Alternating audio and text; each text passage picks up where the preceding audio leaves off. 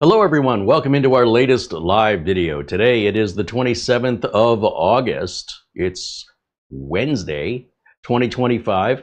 My name is CareyHolzman, and today we're going to go through some treasures, some gems that we found over at Emerald Computers and Recycling. And I got some weird stuff here, and I want to talk to you a little bit about refurbishing computers, and there's maybe some parts to it some people haven't considered. When I was over there, and a super shout out and thank you to our friend Jason over there at Emerald Computers for entertaining this idea of mine. We were walking through the warehouse looking for unusual items and items that I could potentially repair. So items that, like a laptop with a cracked screen, there's no issue, there's no point in me looking at that. I'm not going to do that kind of work. And furthermore, a lot of the equipment is quite old. So when you're wondering, first of all, what kind of equipment are people trading in or trying to recycle, what you're going to see in front of you is very, very old stuff. People hold on to stuff now for likely 10 plus years before they turn it in. And that doesn't mean it can't be reused again. It still may be plenty powerful enough for what somebody's needs are. And other times, if not, then it goes to an actual scrapyard to be stripped for its materials. And one of the things to consider in recycling is, or rather not recycling, but in refurbishing, is nobody wants to buy a used laptop like this one that somebody has bedazzled. All of this has to come off.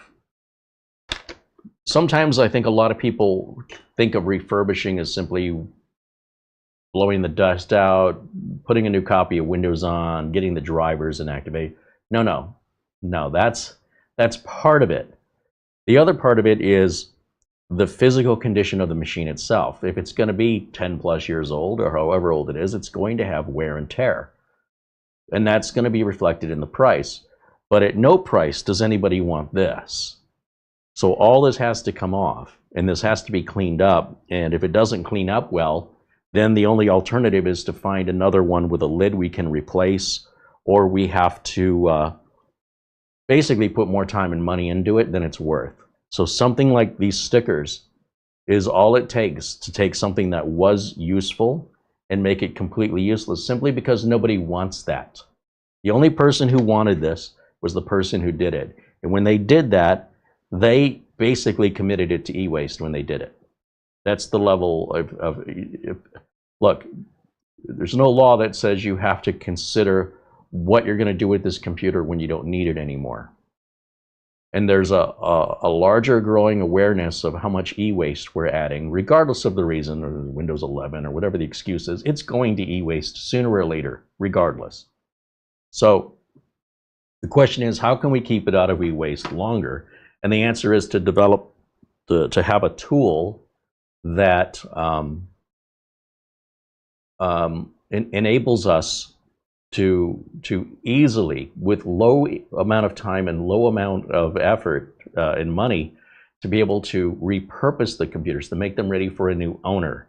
If they require a whole lot of time and a whole lot of effort and replacement parts due to wear and tear, legitimate wear and tear, or voluntary customization of the machine, you may be relegating that financially. It wouldn't make sense to clean it up, because after you go through all the effort of peeling all these stickers up, we don't know what it's going to look like underneath. Now, you know, money talks, but what that means is you can, if the value of the laptop has got to be reduced in order for someone to buy it, with all the, you know, who knows what's lying underneath of this, right? The color differentiation and such. Customer's going to say, well, you're going to have to, you know, I'm not paying that much, because look at the lid. After you've cleaned it, after you've already spent hours in chemicals and scrubbing and hard labor to get that off of there, if there's like areas that are shiny, like when you take a painting off of a wall and the paint's really bright behind it, but the rest of the wall is darker, at some point I got to repaint the whole wall. Okay, so somebody says to you, now that you put in 10 times more time, effort, labor, chemicals, and scrubbed all that off, it is now worth less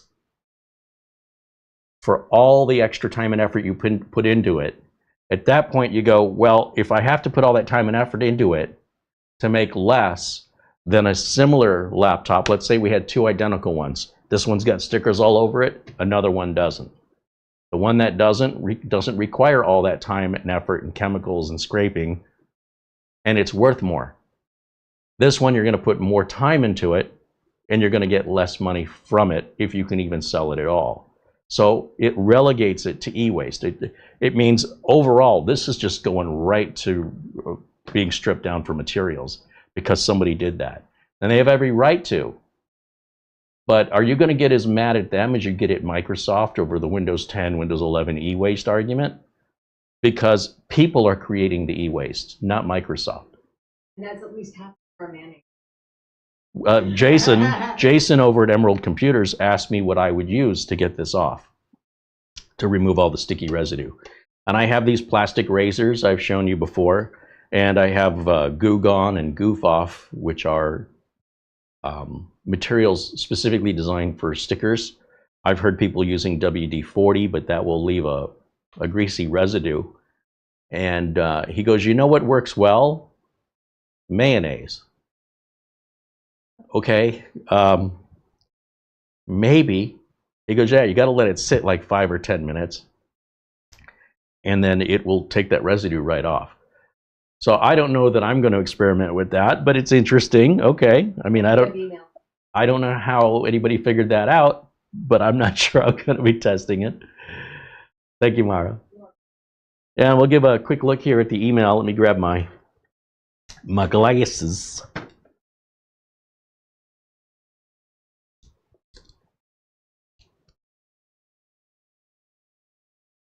And let's see. In our email, what do we have? Oh, our friend Buster sends an Amazon gift card, and our friend Charlie Purdy also with an Amazon gift card, as opposed to the super chats, because with the Amazon gift cards, we get the money right away, and there's no, YouTube's going to take 30% of anything you give through YouTube, membership money, super chats. YouTube grabs 30% and makes us wait somewhere between 30 and 60 days before they forward the money to us. The Amazon gift cards are wonderful because Amazon doesn't take a penny and we get it instantaneously, and we really appreciate you guys thinking of that when you send it to us, because it does add up. Even a $10 gift card becomes a $7 gift card. $70 then is what's left of $100. $700 is what's left of $1,000 before we even get our hands on it, and we have to wait for it. If it's $1,000 in Amazon cards, then it's still $1,000, and we have it right away. So I can't thank you guys enough for that. Also, our friend Mark Gaines sends an Amazon gift card, and I'm just looking to see if there's any notes attached to these. This one just says, hope you enjoy the gift card. Thank you, Mark. And Charlie, is there a note on Charlie's? Just says super chat. Thank you, Charlie. And of course, Buster, our friend here to the channel, says, hello, Carey and Marlena. This is my thanks for tonight's show, your friend Buster. You guys rock. Thank you so much. All right. Well, I hope everybody's doing well. And I want to look through some of the items that we have borrowed from Emerald Computers. Now, this is not everything. Sorry, I'm looking at another email here. Oh, I see. Couple of things that we picked up.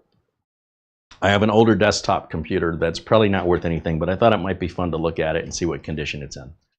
I also have a small form factor Lenovo, just one I've never seen before. Again, these are very, very old, and I thought, I'll take a look at them. They're not old enough to be vintage. They're old enough that nobody wants them. And they're built in, like the Lenovo's, they built millions of them, so there's no shortage. There's not like collectors. So these are machines that likely would not go back out on the sales floor. But I don't know until I really dig in just how old they are and what shape they're in. Certainly when people go to a computer recycler like Emerald, they're probably looking for a decent computer at a low price, or they're looking for a vintage computer.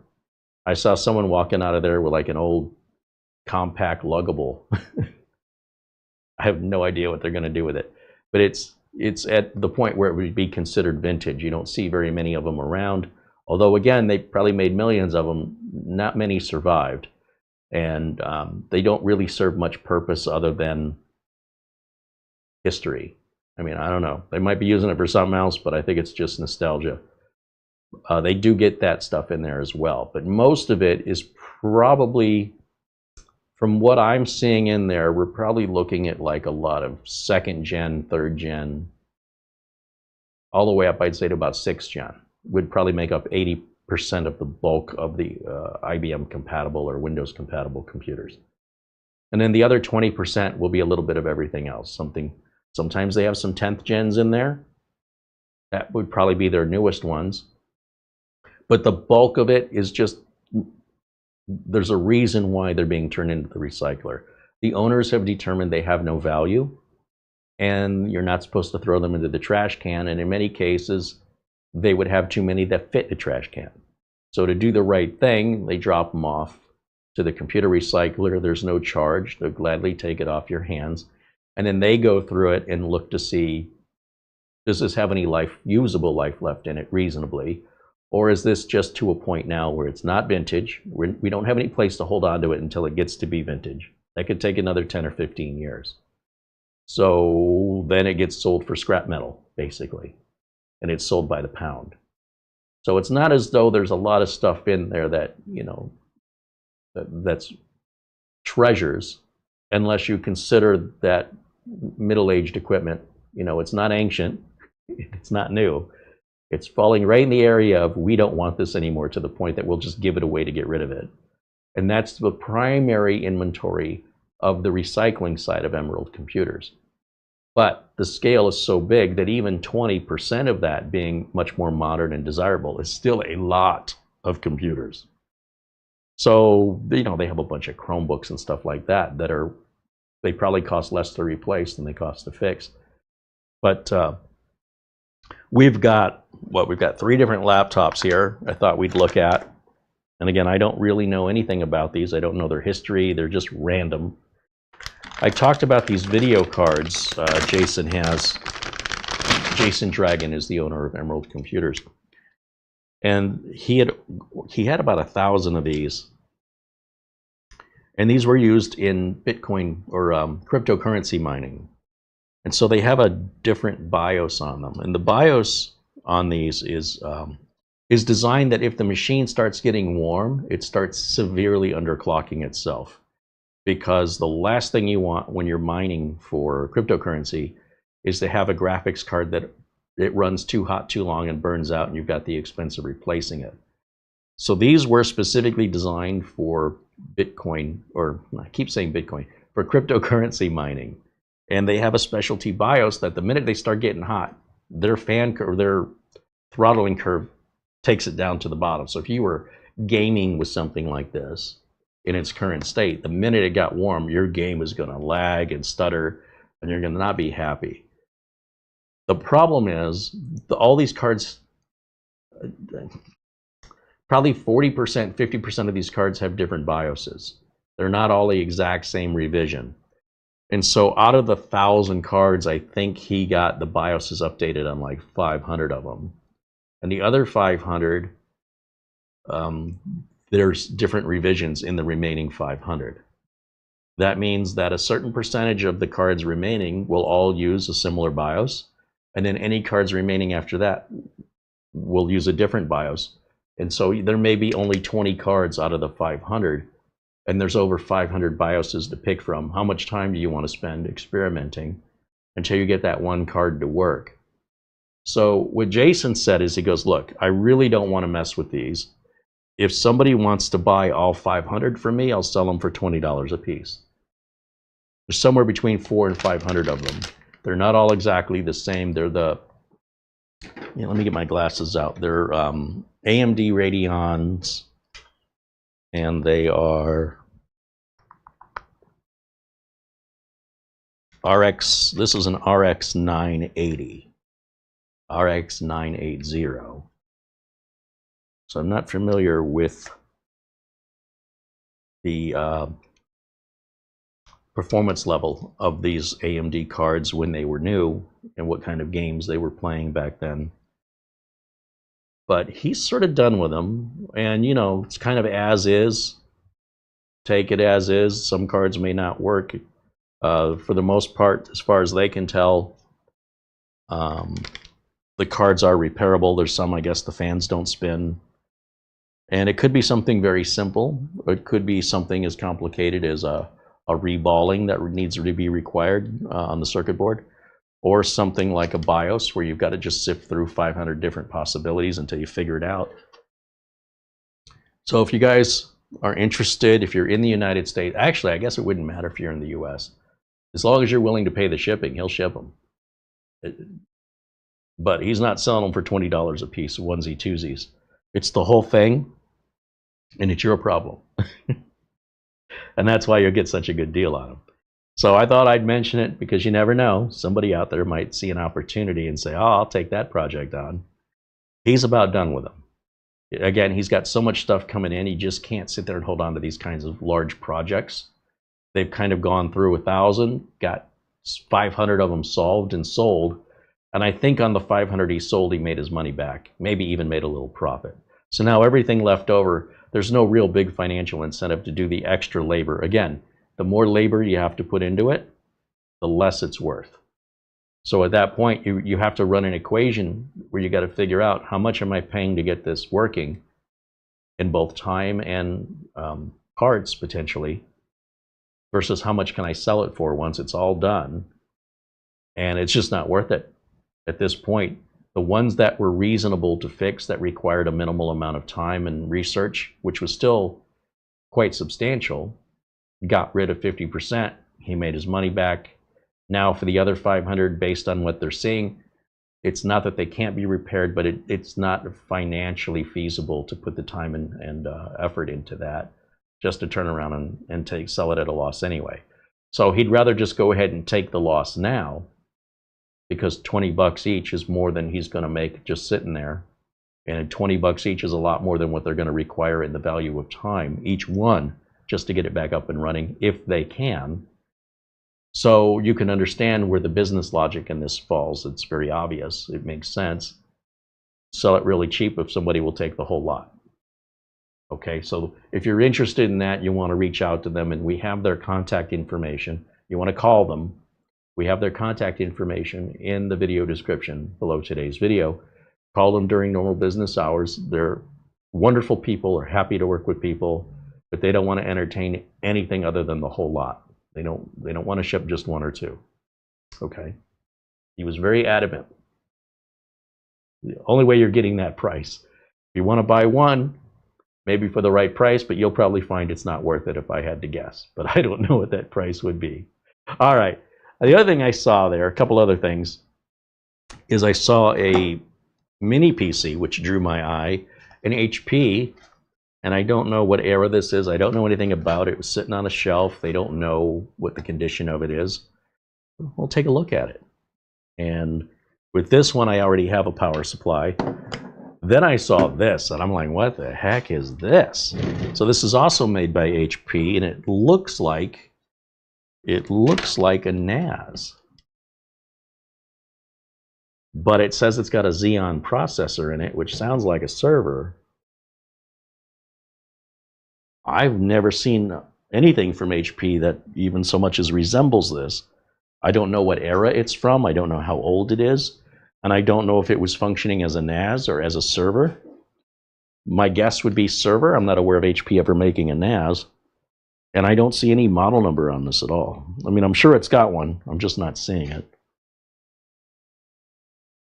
I see username and password asset tag on here from whatever company was using this, and then they obviously retired it, and then it got taken over to Emerald for recycling.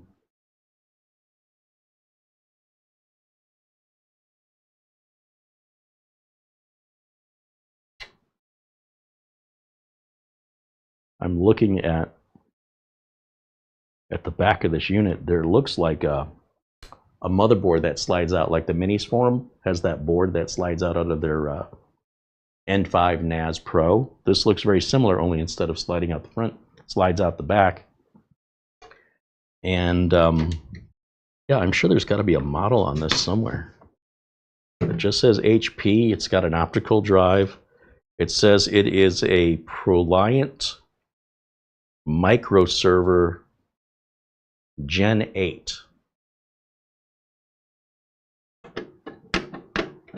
Never in my career have I seen anything like this. Inside, it's got an Intel Xeon sticker right there. And these drive trays are some of the worst I've ever seen. Oh, and we have a free Torx wrench tool. And a little tool holder for, I guess, working on it. Yeah, this is definitely enterprise class. Consumer units wouldn't normally come with stuff like that. But these drive trays are just awful. I was looking at the drive tray, and it's not structurally sound. It's you'd obviously have to use screws, and nothing holds this together. There's no back plate. So getting this put back in, after I took a look at it, I'm like, okay, I'm gonna put it back in, and I'm like trying to figure out how does this fit in here. And it's a weird, like by today's standards, it's pretty strange. And it says non-hot plug. Okay, so that means you have to turn the unit off, which is bizarre that they would make this easily removable while the unit's on. Because there's a warning right on here. This is not hot pluggable. So by today's standards, this is pretty rough. I'm trying to get this lever to open up because that's what locks it closed. Now I can't install it while it's locked closed.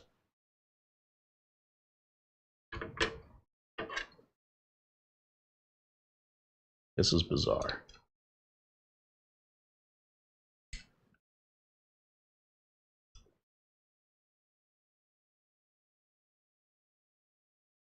I thought it might be fun to take a look at it. I don't have any dog in the race in this. If there's something we can get up and running, great. If it's beyond repair or not worth fixing, fine too.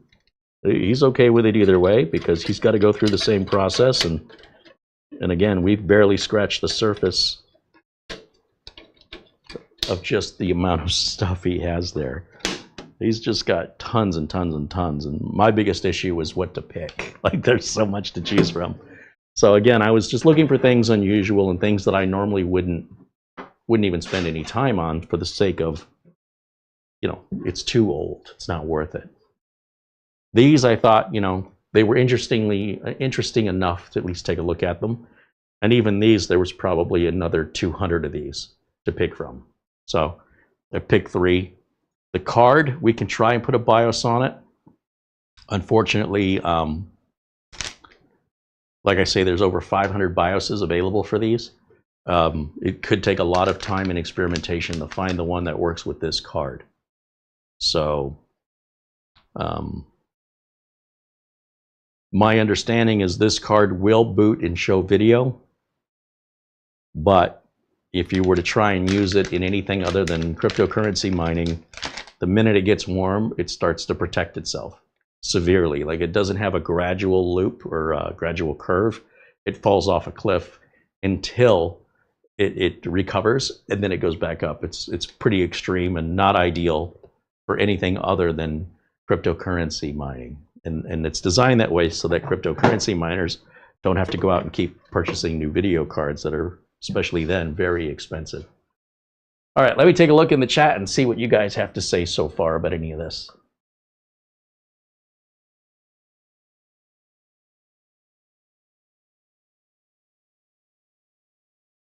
Omen 120 just became a supporter. Right on. Thank you for that, and welcome into our tech club. There's Gregory Howard saying hello, and Jonathan Fells, Colazzo, Eddie Casnova, and Mark Baggett joining us here in the chat, along with Scott, Marsman50, and Jose Lopez. Ben Laird and Michael Lavelle say hello. Welcome in, guys. Andy W6AD and David Graham say hello. Our friend Buster in Scotland says the temperature is 57 degrees Fahrenheit in Edinburgh today, right now, which is 13.8 degrees Celsius.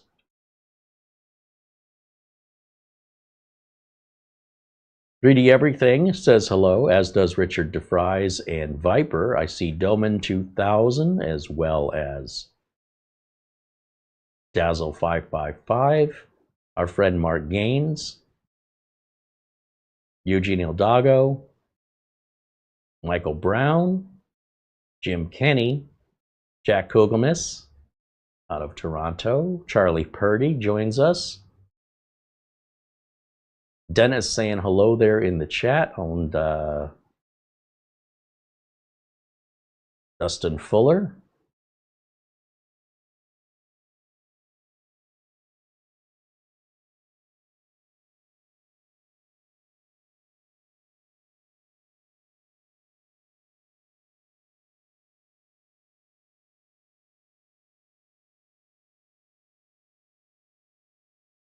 John Paul Bacon says hello.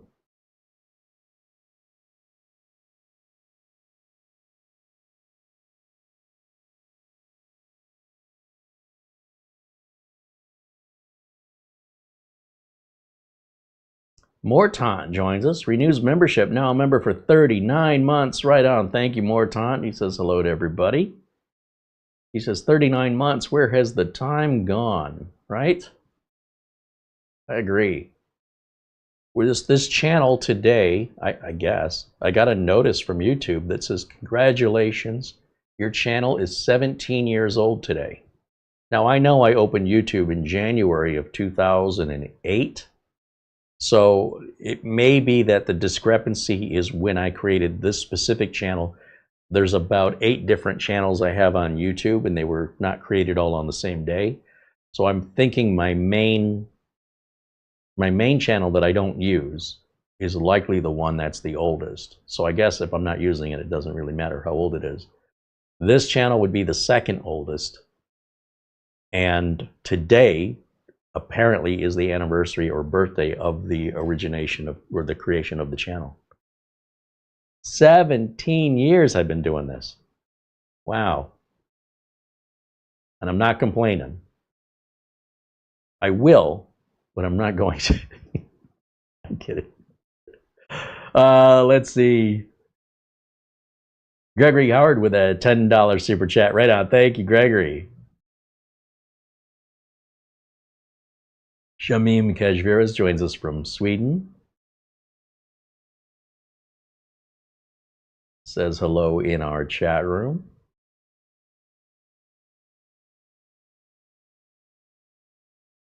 Yang Taejian says hello, as does Ruzmira Ajanovic.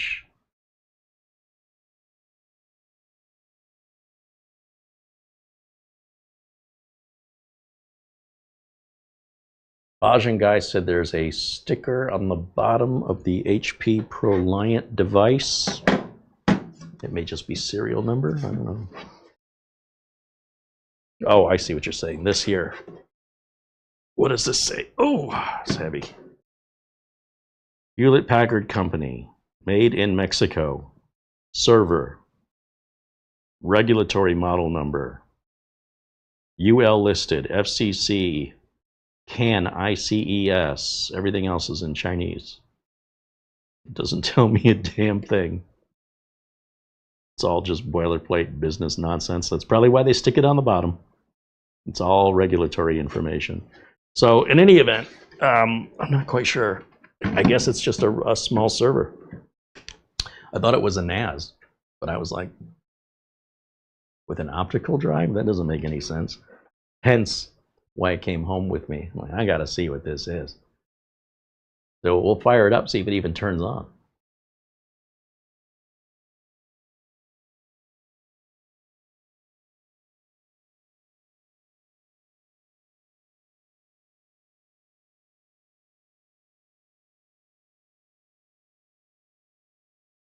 Peter Lecoq saying, happy birthday to the channel. Yeah, it's the channel's 17th birthday today. That's crazy to me. That's a long time to do the same thing for 17 years. Of course, Buster had a job for 50 years. Who am I to talk? The same job, right? I mean, we worked for the same company, maybe not the same job. Talk about job security. Just interview once. Job for the rest of your life. No, I don't know. He might have interviewed for promotions and things. Still, let's see.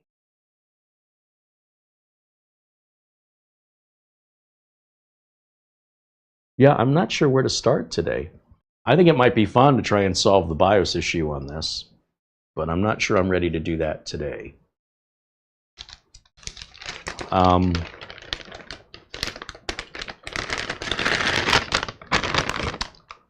really curious about this. Laptops are laptops are laptops. These are going to be all older machines.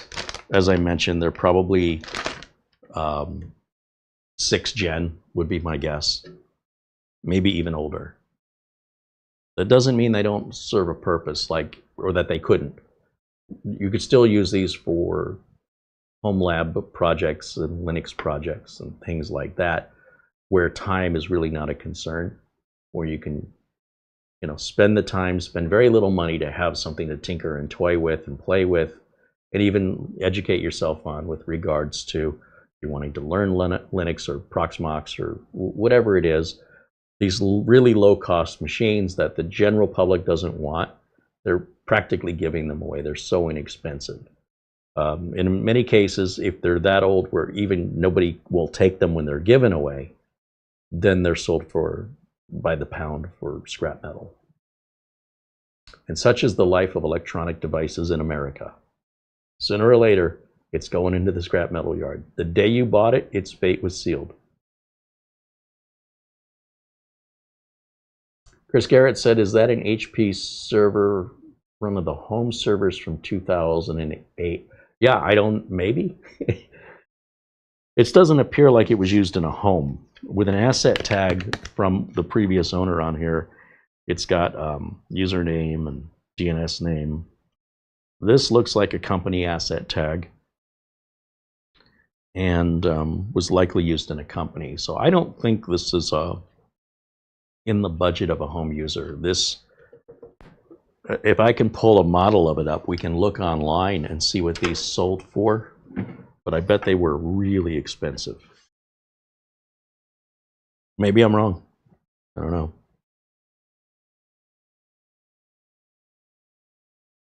This has a very weird PCIe slot in it.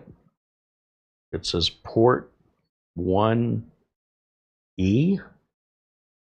I don't know what this, I've never seen a port like this before in my life.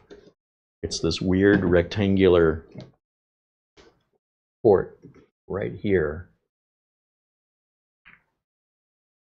Right there. I don't know what that is. I'm pretty sure no home user is going to have anything that can plug into that. So the more I see on this, the more I'm reluctant to believe that this was intended for a home user. But again, I'm just coming to conclusions on my first impression with no information on this at all. And Emerald computers get so much stuff in, they don't know anything about it either. What they're going to know about is when they get, a pallet load of something. They'll probably know exactly what that whole pallet is, or they'll at least take the time to figure it out to determine its value. These panels look like they come off.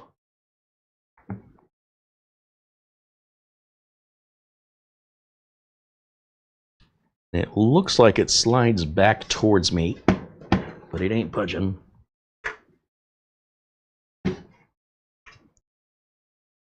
Might need to give it a little motivation.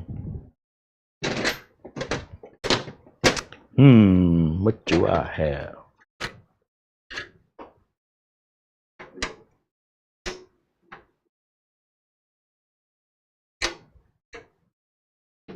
There it goes. May not have been opened in years. Much like a tower computer, just miniaturized, it looks like this whole cover comes off, lifts straight up. Oh, hello. We have a pretty big battery, pretty proprietary battery in here too, from the looks of things. Wow. What I'm looking at here is this guy right here. Appears to be a battery. And then that wire is going down in here. We have a lot of little blue labeled levers, and that's probably how you release the different components within. And turn it around this way. We can see the motherboard. Turn it around the other way. You see the RAM. Yeah, this looks like a little server. Back plane removal. Take out the screws. Oh, I see. Then the whole thing will lift up. This release here, what does this do?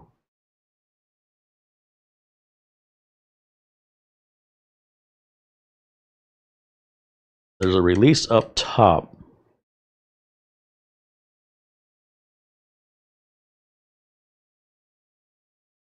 You know what? I don't think there's a DVD drive. I think there could be. Yeah, it says this is an optical disk drive bracket right here, but there's no optical drive here, and that would slot in here, and then you would remove the little cover. So that explains why there's no button on the front of it. It's just a covered hole for a potential upgrade. Okay, that makes sense.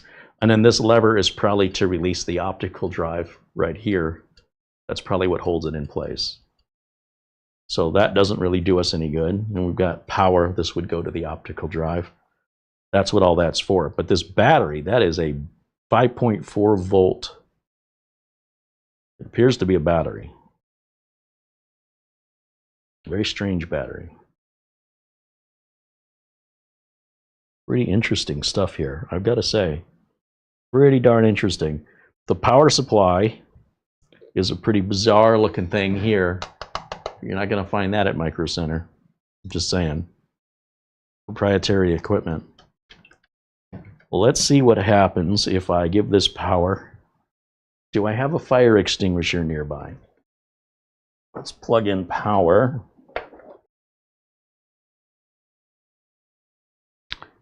And how can I get video out of this? It's VGA only, is that it? That is not ideal.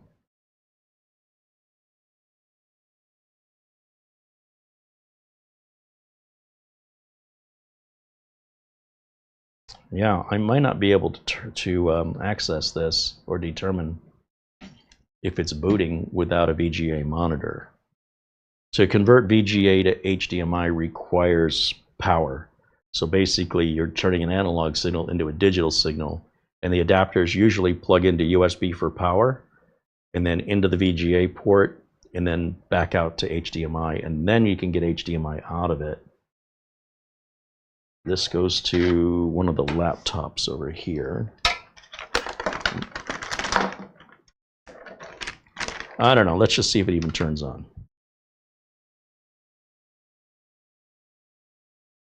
I heard it click, but I don't see any fans moving. Oh, yeah, the fan. There it goes. Interesting. It could be booting to something. I don't know. If it's hard-coded with a static IP address, we'll never find it on the network. And I don't know that it has a drive to boot from inside. And again, I don't know what this card is in here. This card right here, I have no idea what that is. I've never seen anything like that in my life. It's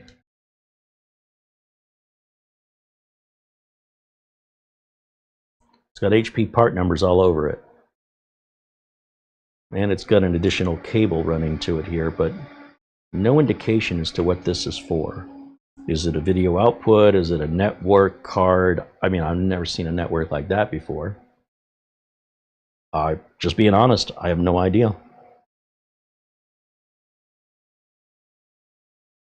It looks like there's a small micro SD card reader on the base of this motherboard here. And maybe that's what it's booting from, or it used to. this little card that I say I don't know what it is, it has a daughter board attached to it, and it's blinking. It's got two different lights that are blinking. And then again, I've got this large cable here. I don't know where that's going or what that does. And then down here, it's got instructions on how to remove a micro SD card from a reader that's internal, soldered onto the board. Obviously, there's no outside access to that. It's for technician use. But I don't know if that was once what it booted to. No idea. Like I said, I'm coming into this completely blind, and I don't know what processor specifically it has, which specific Xeon processor. The RAM module in there appears to be an 8 gig DDR3 from SK Hynix. It does not appear to be ECC. And it's got HP sticker, so it's the RAM it came with. So we know that's compatible. It's really not too dusty in there. So yeah, it would be interesting to get video output on this. The easiest way for me to get video output on this would be to just grab an old monitor and set it on the desk with it. Oh, hello.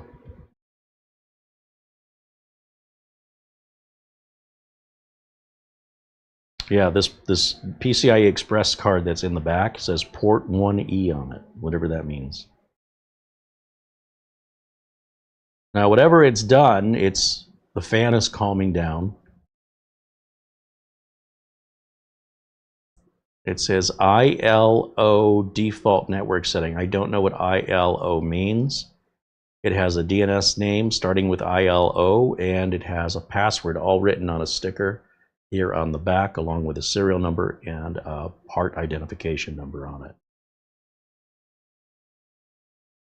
A little tiny fan right back here for the power supply, and then the bigger fan right next to it is for just blowing over those 4 drives that it would have installed. What a weird little guy this is. All right, let's get back over to camera 1 here. Jump back over into the chat.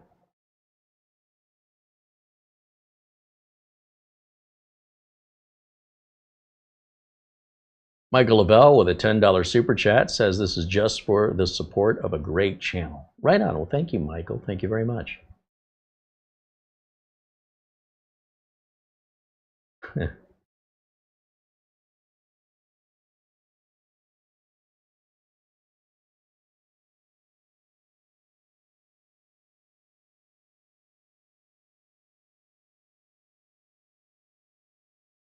Dennis says that might be a GPIB port. They use them a lot in old lab. Yeah, you could make up any letters you want. I still don't know what that means.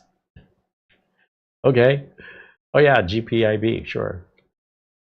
Can I find it on the network? I don't even think it's booting. I don't think it has any drive to boot from.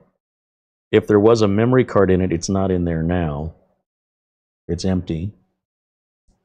And there doesn't seem to be any other way. It looks like the drives that would have been installed here would also be what it's booting from what I can tell so far. This is too old to have NVMe or M.2 in there. So your choices are to boot to a mechanical drive or to boot to this memory card. And the memory card's been removed, as far as I can tell. Let me get a flashlight at it just to make sure. Yeah, the card would go in this way. That's empty. So if this is booting, or sorry, if this is starting and posting, it's got nothing to boot to. That means there would be no way to find it on the network. We'd have to plug a monitor in, get an operating system installed on here, then put it on the network. And then from that point, potentially we could access it over the network, or even put remote access on it if need be. But this is not a NAS. This is designed to run a server-based operating system on it, such as Linux, Unix, Windows, something of that nature. You're not likely going to find drivers for this on Windows 10 or even Windows 11. It probably has items that never had drivers probably somebody likely like HP would not pay their employees to develop drivers and test them for an operating system for which it was never designed to run. That's my guess. And certainly they wouldn't have updated those drivers. Even if they did exist, they would have existed for whatever operating system, maybe Windows 7, that existed at the time that this was being sold. So looking to see if there's a date on it.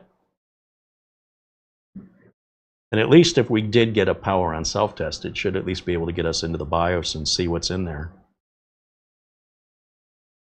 I don't know if we can try looking it up by the serial number in HP, but it couldn't hurt. If I run over to HP support,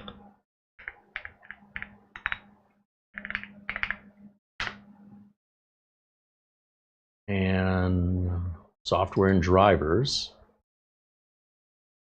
click other for what kind of equipment this is. It says enter your serial number. So let me plug this serial number in here.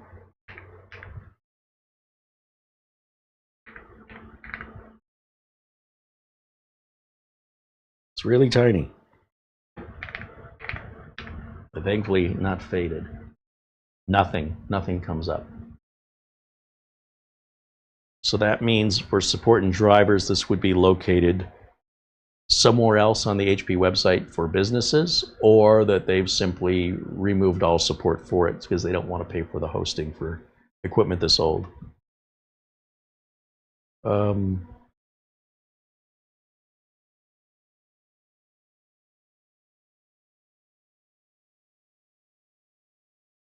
Yeah. Let's Google the part number. 783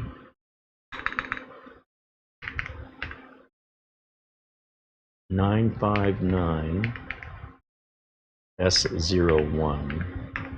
What pulls up? A Dell Power Edge. Well, this couldn't be more different. Oh, that's a sponsored. Here it is. I found it. Let's go to window capture. HP ProLiant Generation 8 Ultra Micro Tower Server with 8 gigs of RAM. Yeah, we have 8 gigs of RAM. $865. It was like a pretty good price. Back ordered. Probably because it hasn't been made in a long time, and I don't think it's ever coming in. It's got an Intel Xeon E3-1220L version 2 processor, which by today's standards is probably pretty slow. It's a dual core, basically, so it's not going to even compare to a modern low-end budget Ryzen processor, but might be closer to an N100 or N150. Actually, they might even outpace it at this point. Depends how you're using it. It says memory card, micro SD. We found that. It's got a 4 terabyte hard drive capacity, so each drive could be up to 4 terabytes. It supports RAID 0, 1, and 10. A Matrox graphics controller. That must be what it is. It must be that Matrox G200 as the PCIe card I'm looking at. Some kind of bizarre video output is what I'm guessing. Gigabit Ethernet in an ultra micro tower.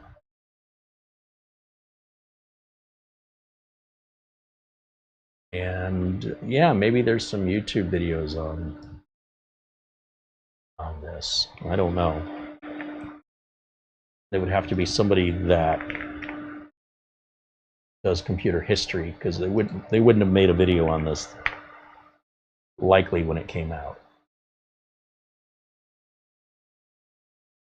Oh, okay. There's actually plenty of videos on this. Oh, serial attached SCSI upgrade. Interesting. Oh, there's a lot of videos here. Okay. Okay. Well, I'm going to have to watch some of these videos to figure out how the heck these people are booting it up. So HP, this is their own. This looks like Servers Plus posted this. And it's obviously a commercial video.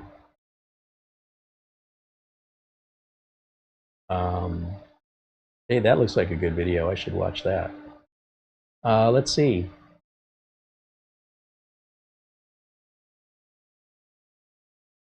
Not sure what this is. That's obviously the front of something, but Here's a short video testing HP Enterprise Microserver Cube Gen 8. That's pretty much it. Let's see if he shows us the video output on that bad boy.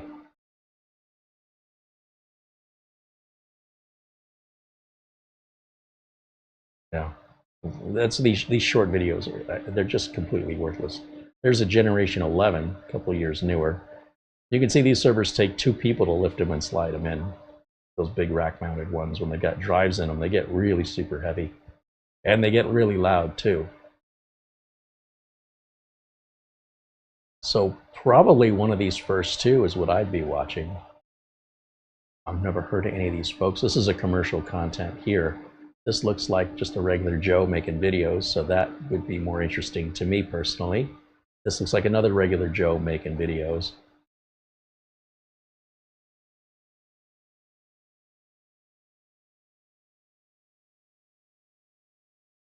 Oh, he's got it new in the box. Nice.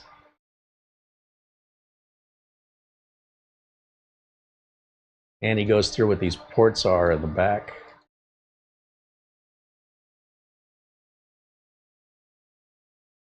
So he doesn't have the PCIe card in that we have. But I don't know what that is up at the top there. Yeah, look, it's got the asset tag on it, so it must come from HP that way. Interesting. His does not have the optical drive either. Well, this will give me something to watch, and then based on that I can decide if I want to try and resurrect it. What I'm saying doesn't look like it's worth even doing it based on a 2-core processor, and it's quite loud. That fan is really starting to get on my nerves. But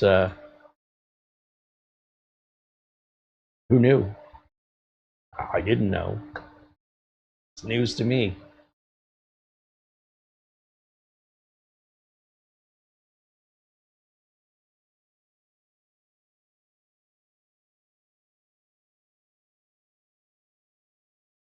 Gentleman 2000, you could boot with a SATA SSD in the optical bay.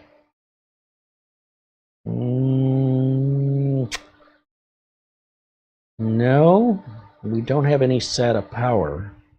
SATA, it looks like we have regular, like a floppy drive Molex connector. As far as a data cable goes, like I don't see any extra power cables on this, although you'd think it would have one. Yeah, you'd have to somehow adapt this to a SATA, and then it'd have to be the micro. Well, no, it wouldn't. No, it wouldn't. On SATA, there's 2 different kinds of optical drives. They have a smaller SATA and a bigger one, but this one probably, I'm gonna guess, if it has a SATA cable, it definitely has SATA ports on it. I see one anyway. Maybe. Again, I don't know that it's worth the effort, quite honestly, because then we have to source some kind of an operating system. And even when you go through all the effort, and if you are successful, you end up with a machine that runs slower than one of those $150 mini computers we bought. But, you know, if we're looking for something to do, I suppose, that doesn't really serve any purpose other than looking to fill time, if I'm in the mood to have that kind of fun, it doesn't sound like fun to me. It sounds like work. But there may be a day where I'm like, maybe I'm in the mood. I'm moreover just kind of curious about this box. What is it? Now we know what it is, we can identify it, and with that information I can look at some of the videos that have already been done, and that will help me determine, you know, from people that have already done it, would it serve any purpose, or am I just wasting my time? Because it's probably okay. You know, technically it's probably fully operational, but the amount of power it has today is so weak and it's so loud and it would require so much time that when it's all said and done, you end up with a machine that's very limited in what it can do by today's standards. I don't know what the point of the exercise would be. But again, if it's just, I'm bored and I want to play, it's something to do. But given we have so many different items from Emerald Computers, I'd rather focus my priority on what has the most potential. And until I familiarize myself with the equipment, you know, it's hard for me to know until I understand what's in there. But this is, you know, I've never seen one of these, didn't know they existed. I was also drawn to the mini PC because unlike this, I'm pretty well versed in these mini PCs, and I feel like if anybody can fix one, it's me. And it's not a steep learning curve in research. It can just, and for all we know, it works. I mean, it's, I don't even think he knows. It's just, I don't know, a stack of stuff that hasn't been gone through yet, and probably wouldn't be gone through for any time soon. So what I can tell you from the stickers on the bottom is it was designed for Windows 8, so that'll give you an idea of its age. It's an HP ProDesk 406 G6. So if I come up here and type in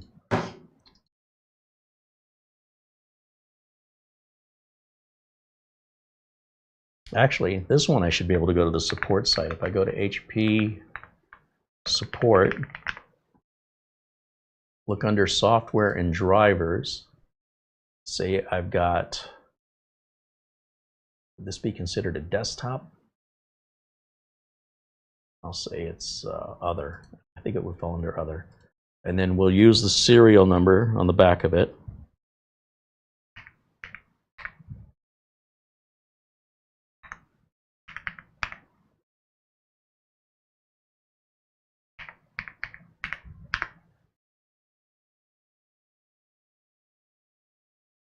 Hey, it came up. All right. Let's take a look at what the specifications are on this bad boy before we even open it.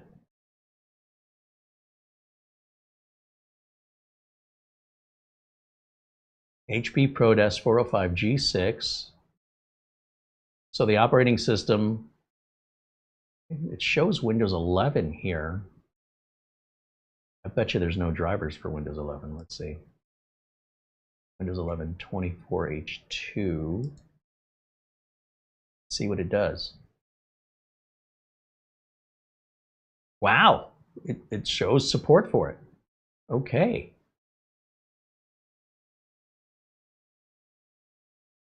It doesn't tell me anything about it. BIOS and firmware, blah, blah, blah. Okay, back one. Did this? No, I lost the page. Really? Really, HP? Product support. Troubleshooting, software, warranty, product specifications. That's what I'm looking for. And that's not useful. Product specification.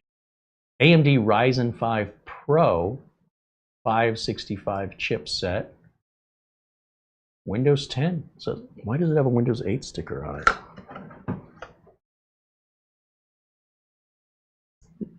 Maybe that's not a Windows 8. Maybe that's a Windows with a trademark symbol. Well, this isn't so bad if that's the case. Okay. All right, let me get back over to camera one.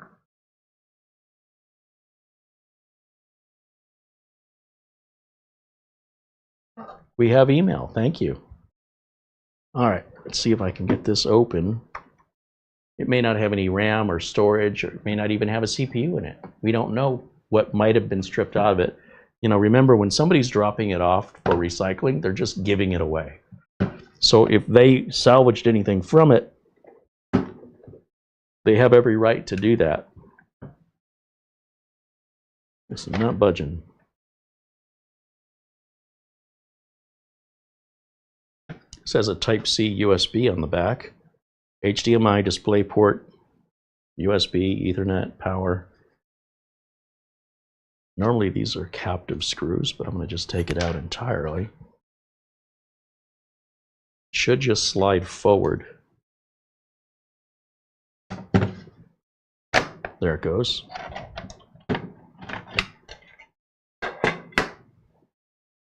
Well, it's got Wi-Fi, it's got a drive on here. I assume there's a CPU under there.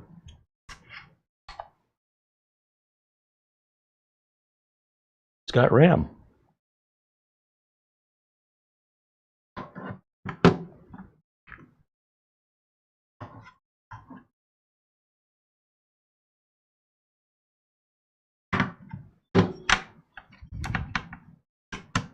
Nice. I mean, this battery's probably dead. I wouldn't be surprised. That's the add-in card for the USB-C on the back of it. And this is a standard HP power plug right there, which is how many watts?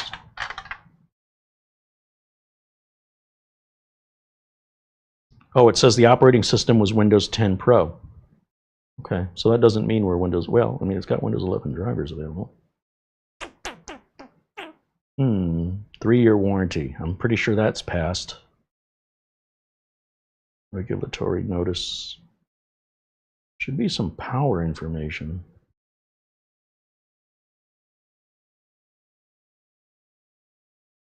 Well, I've got a couple of HP power supplies.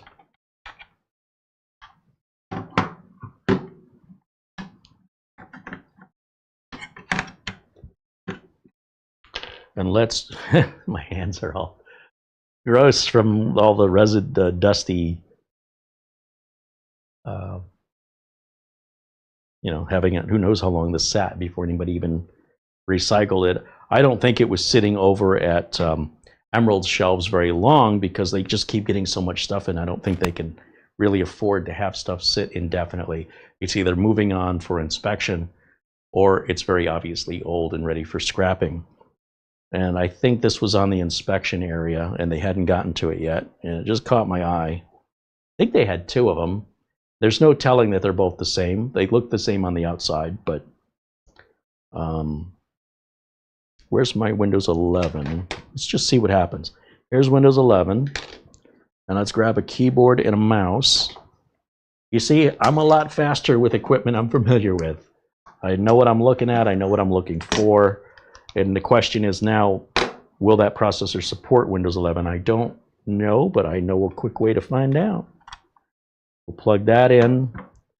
We'll plug this in here somewhere. I'm not going to plug it into the network, but I do need HDMI plugged in here. So we'll grab an HDMI cable. Right here.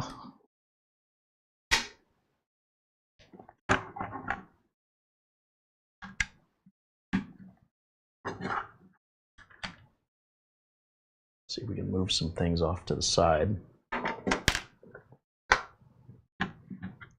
And I need a power brick. Now this power brick is for a laptop, and this is probably for a different make. This is a 45-watt power brick, blue tip. Is that going to be enough? Is it even the right size? No. Okay, this is the HP power that has the pin in the center of the barrel. I thought I had another power brick. Oh, he loaned me one of those rectangular yellow tipped Lenovo power bricks. For the Lenovo we've got over here, which I don't think we're going to get to today. So let me see in my little stack of power supplies. I think these are all HP. It's obviously a much bigger diameter barrel connector too. So I'm not quite sure if that will do the job. Yes, look at that. And then I just need to give that some power. Power. Right here. Plug that bad boy in. And we'll turn this on. This can be a little tricky to turn on without the cover on.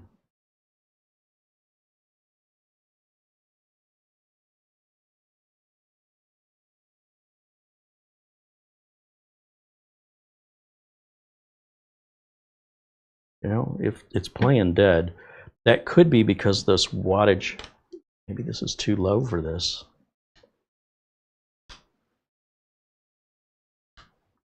if we plug in a power supply and it doesn't have enough juice, what you'll often get is either the machine turns on and it won't boot, or the machine won't turn on at all.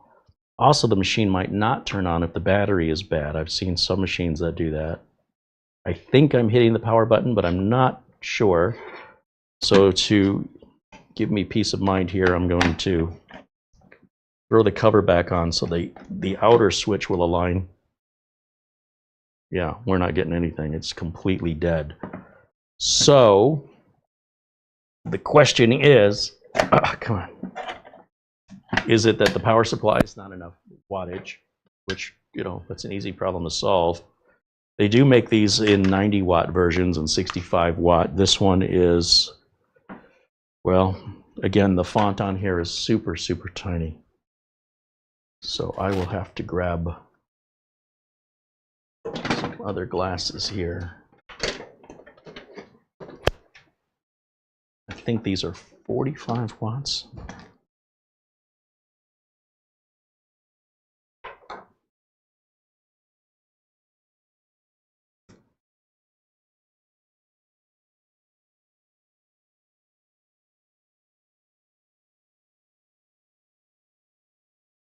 This is a 65. I would think 65 would be enough to turn that on. I could be wrong. And again, I didn't see any indication of voltage required or wattage required. It's usually on the back.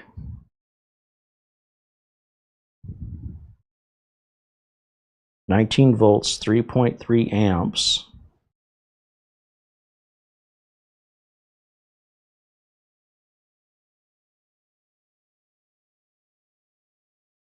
That's going to be like 60 watts, isn't it? That's all it says.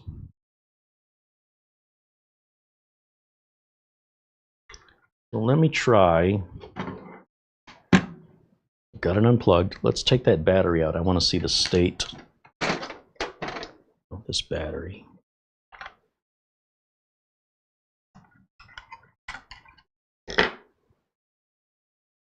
$2032, pretty standard.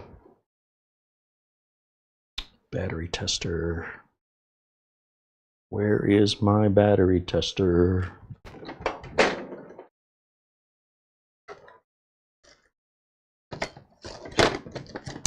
All the way in the back, right where I left it. 2.2.5 volts. It should be 3.2, well, over 3. That's not completely dead. I'm not certain that has anything to do with our issue. But it's definitely dying, but it's not completely dead. I'm going to pull the flash drive. Well, let's just leave that for a second. What would cause this to not turn on?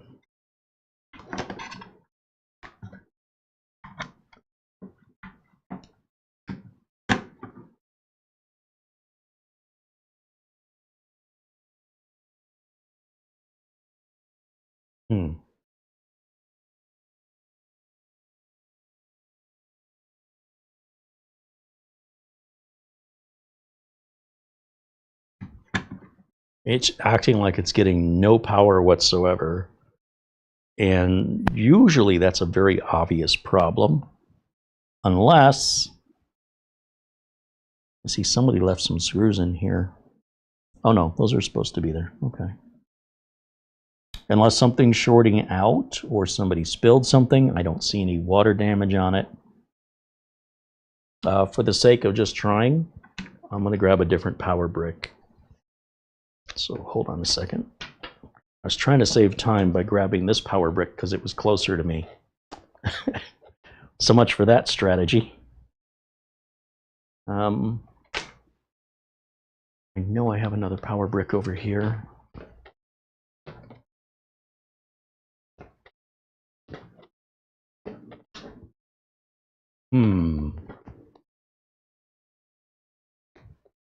Somewhere. Let's see, what is this one? That is definitely not the right one. What is this one? HP.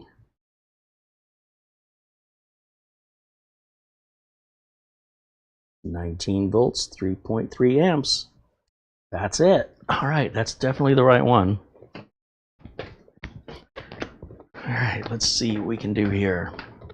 Now, the funny thing is, Emerald computers, they have no shortage of power bricks. The problem is they're in a giant container the size of a 55-gallon garbage can, and you got to go diving and start looking at each one in a hot warehouse with, you know, in my case, magnifying glasses on to even read them. Yeah, I'm pretty sure I have some power supplies at home I can try.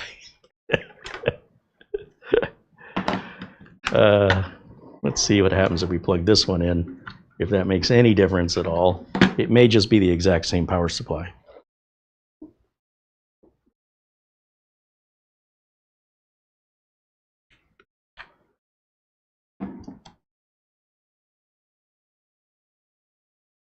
Oh, or not. That bad boy is firing up. Okay, there you go. I know my power supply works, it just wasn't working on this. So if I jump over to HDMI 3, what do I get? Probably going to give me a BIOS battery error, I would guess. But let's just see if we even get a signal. Now this may not have been turned on for a while. So it's like waking up a vampire that's been asleep. It's going to take it a minute. So on the other hand, without the BIOS battery in it, it may not fire up at all. Probably going to give us an error on the post screen. Likely that'll say, hey, your BIOS battery is dead or missing. And then whatever memory training whatever memory training it's doing right now, it's likely going to have to do every single time we turn the computer on without a BIOS battery in it, if it will even boot. So, I mean, we've got our beep that tells us, you know, something's happening here, but we've got no video signal coming out of it yet. So I think what I'm going to do, let me come back over here to camera 1. I'm going to pull the power on this. And because this BIOS battery isn't completely flat, it may be good enough to get us through the boot sequence.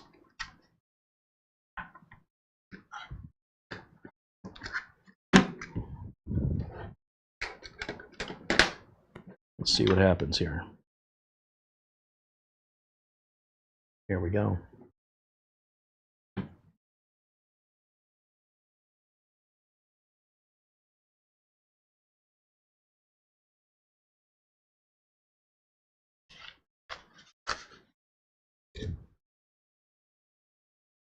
Put that tool back.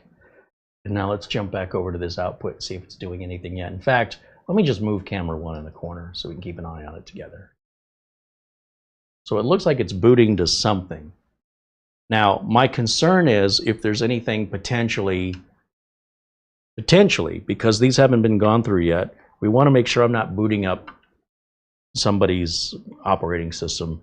There shouldn't be one on there, but you never know, especially if it's been sitting on a shelf and they're not quite sure the status of it. So we're going to assume that that the drive may have data, just in case. So he wouldn't sell it to anybody this way, by the way. He would absolutely remove that drive and either replace it or sell it without a drive. He's not going to let somebody else's data go out the door. And I'm still not getting into a BIOS here. So I think what I'm going to do, just to be on the safe side, I just don't know if it's booting from the Windows 11 installation media or if it's trying to boot from this drive. So I just want to make sure that this drive is erased securely, or not securely, but at least erased. So I think what I'll do, just to expedite today's video, is I'm going to remove the drive, and then I don't have to worry. And the drive is going to be completely and securely erased and sanitized, and it's part of what they do when they recycle computers.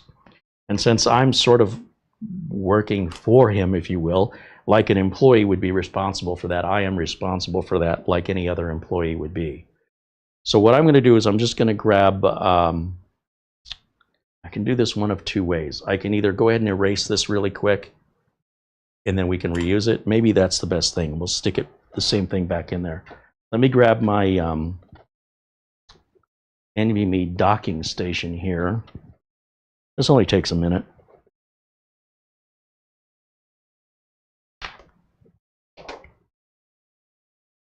My trusty Silverstone TS16 that I that I adore because I don't have to use any tools. Let's go full screen here on camera 1. And we'll grab our NVMe drive here. We'll erase that. Just pop it in there again, no tools. And then I can use the streamer right here just to get this job done really quick. We'll just plug that in pretty much anywhere. Should be fine. The light goes red. Turn that on. And the streamer should identify it. And then I can go in there and just wipe the partitions. I've got a video that shows you how to do that. So bear with me here for a second and let me do this real quick. Start a command prompt, run it as administrator, type in disk part, and then list disk. Select disk 1 is a 256 gig NVMe drive. Select disk 1 and clean. Okay, that drive is, if it wasn't erased before, it's definitely erased now. Now, some people may say, well, somebody that knows how to get the data back could get it back. We're going to write over it right now. So any chance of getting that data back is going to be severely limited. And my understanding over at Emerald Computers is they don't reuse SSDs, they replace them. And then I think the old SSDs get destroyed. That way they have no concern about the potential for anybody who has that knowledge to be pulling any data off. I've never seen that happen in my life. It's something that exists on the internet. There may be some people that buy or sell equipment on eBay for the sole purpose, that they'll be buying on eBay for the sole purpose of trying to hack data off the drives. I've never met anybody who does that, and I've very rarely ever met anybody that knows how. So I see a lot of concern from people, many viewers, they go, well, what happens if I sell my drive and somebody pulls the data off? How can I be sure? You destroy the drive. If your data is that important to you, and the person you want to pass it on to is that untrustworthy, I don't know why you're helping them. If you're going to help somebody that's going to turn around and then use your help to hurt you, why would you even offer the drive to them? Well, it's still working and I want to keep it out of the recycle bin. Well, what about your identity? You want to keep that out of the recycle bin too? Which one's worth more to you? And then choose accordingly. Keep it yourself. Are you afraid of yourself recovering your own data? Put it in a little enclosure and now you've got extra storage. Why wouldn't you do that? It doesn't make any sense to me that people are so concerned about their data, but they believe when something's been securely erased. As long as it's been securely erased, their mental state changes as though it can't be recovered. The only way that you can guarantee your data won't be recovered, and I don't care what you use to erase it, the only way you can sleep well at night with confidence is to destroy the drive. If you're that nervous about it, destroy the drive. If you're like, well, I'll take a modicum, a little bit of erasing, a disk cleanup is really all it needs.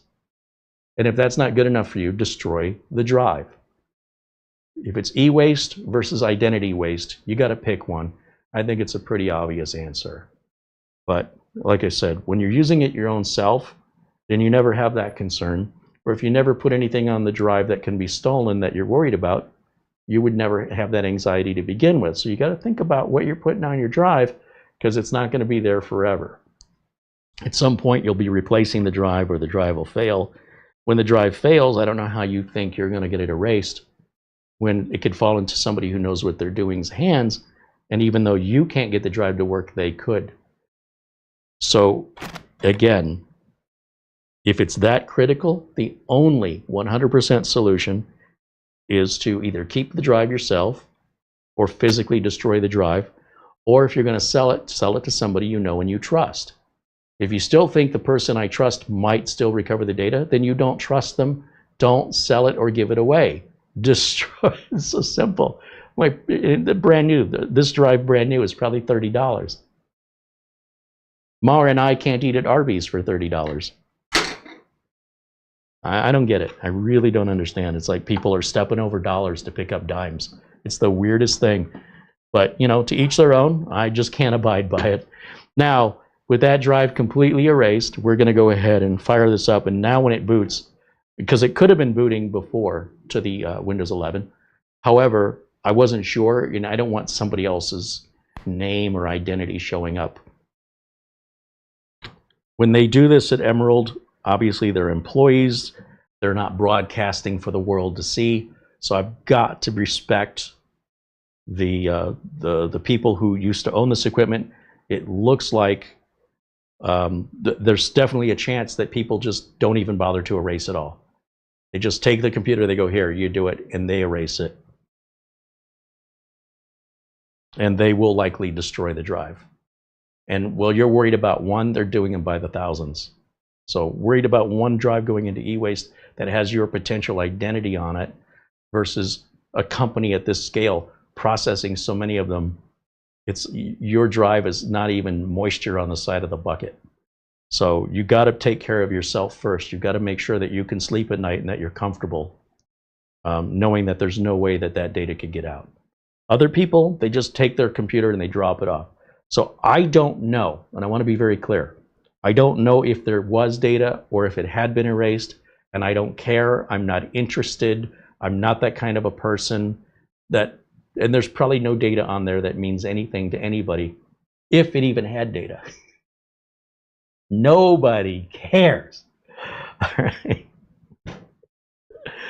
So that's my attitude on that. Let's see if we're booting now.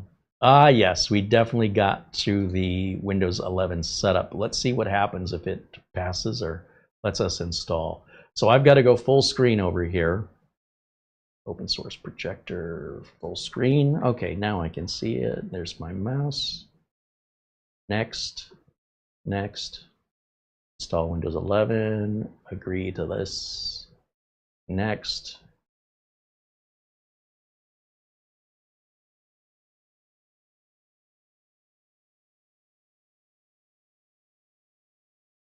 Accept the license agreement.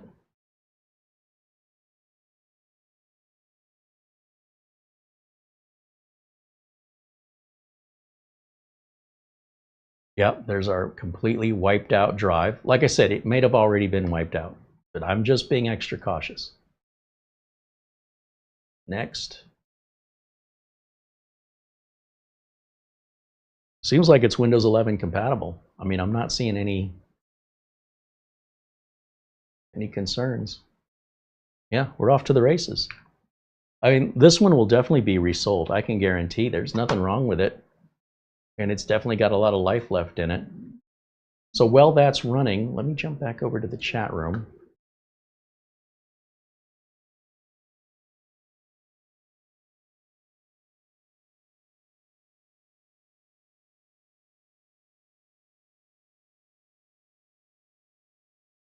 And let me see how OBS is doing here. Oh, we haven't dropped a single frame. Nice. Very good.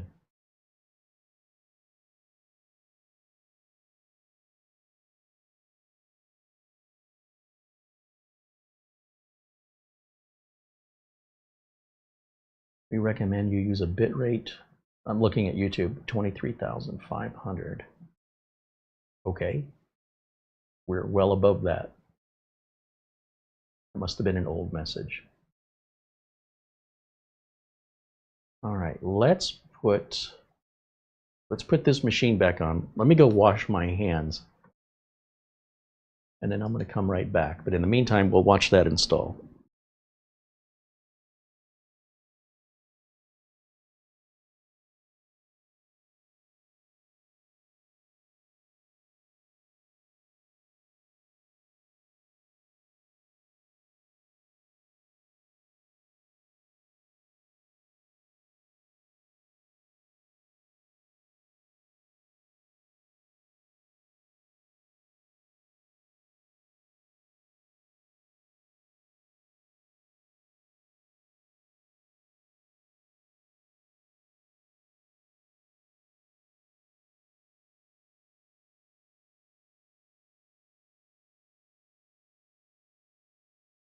That really does seem like a good find.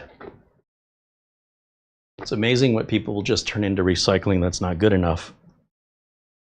Then some stuff they should have gotten rid of 10 years ago, and they finally did. There's a little of everything in this place. Let me tell you, it's really fun to be in there. And let me put camera 1 in the corner. Let's see if we can keep an eye on both of these things here at the same time. Let's put myself down here for now. And then let me check that old email out here.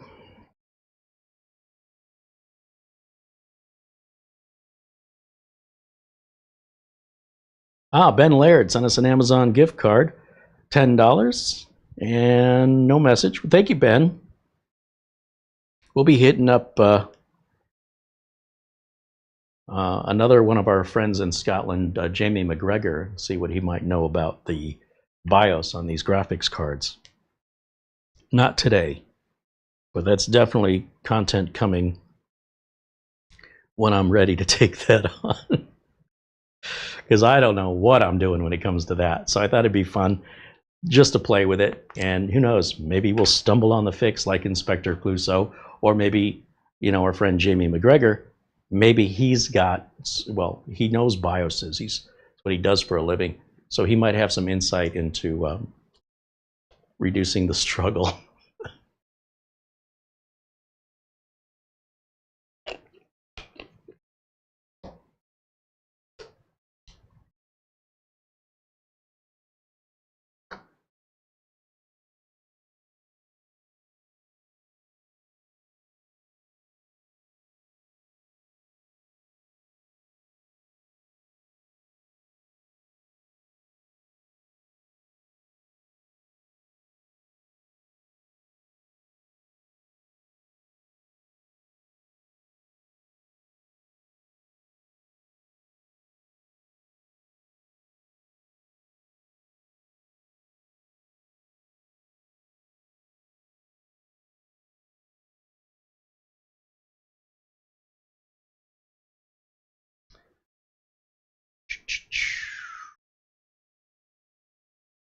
Mark Leibowitz joins us and says hello.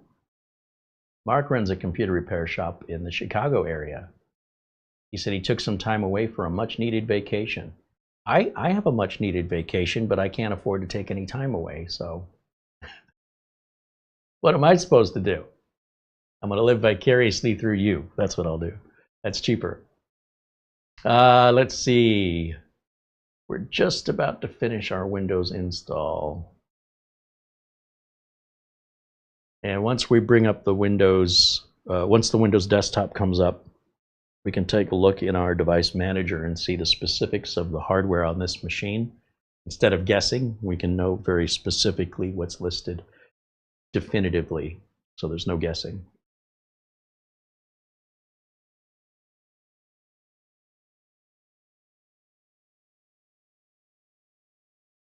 Boy, it already looks like it's in 4K mode. The font is super, super tiny.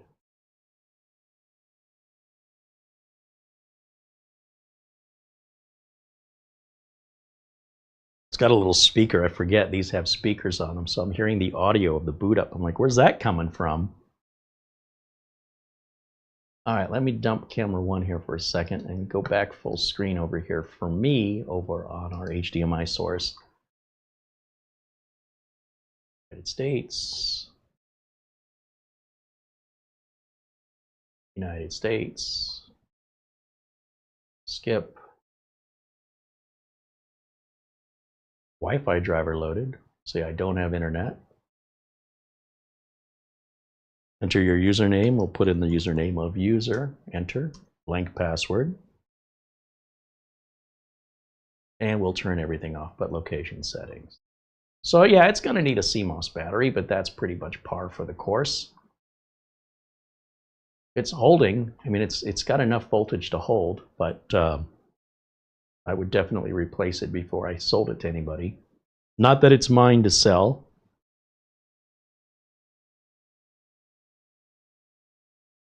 But this will be up to Emerald Computers. They will likely check my work, make any changes they deem necessary. They can put a battery in it. I'm sure they've got, that's a normal procedure for them over there, I imagine. And then they can put a price tag on it, put it on the shelf. It's ready to be sold, basically. We just have to put drivers on it and identify, specifically what kind of Wi-Fi, what kind of network, how much RAM, which specific processor. And that will identify for us here in the device manager. And of course, looking the serial number up over on the HP support page should give us the product specifications, except they make so many variations of these. If you didn't like the processor in this, it probably makes more sense to simply buy one that has the processor you want than trying to guess over which processor you could replace with it. Because in all likelihood, that will end up costing you in a way that you never expected, because it wasn't necessarily designed from the factory. Even if it could work, it wasn't made to work with it. So if you simply buy one that has the equipment you want, aside from changing out the storage or the RAM, I wouldn't go any further than that if I were you, but that's just me. Let me right click and see if we can change our resolution back to 1080. So clearly it's supporting 4K. That's shaded out, so it needs a driver. Okay. Let me right click on the start menu and go to device manager and see what we're identifying here and how many things in the device manager are missing drivers. Let's take a quick look. Quite a few, actually, and this is probably the chipset driver for AMD that's going to primarily fill that gap in.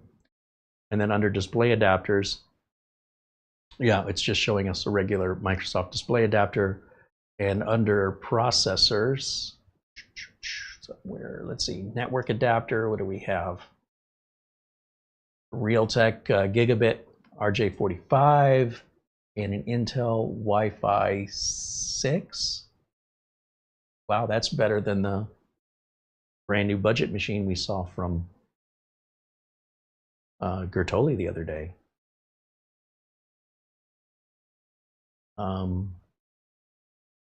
Processors.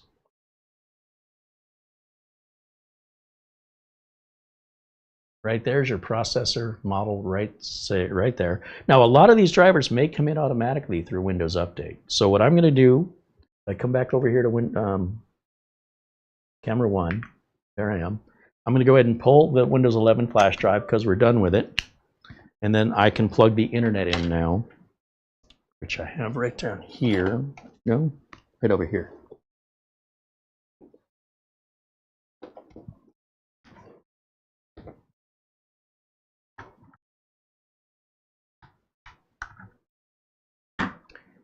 And then what that should do, let's see, let me go over to full screen again.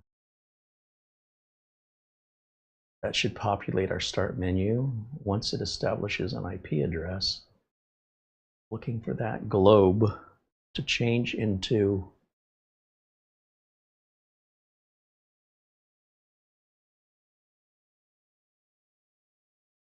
not detecting.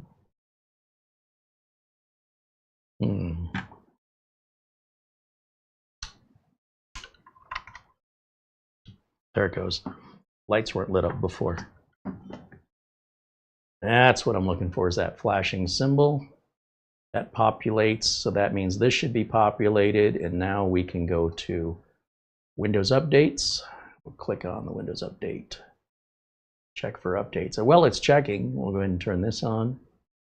Under Advanced Options, we'll turn on this and this. This.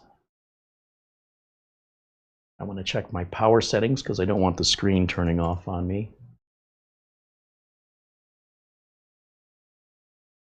Sure that we're set that to about 3 hours.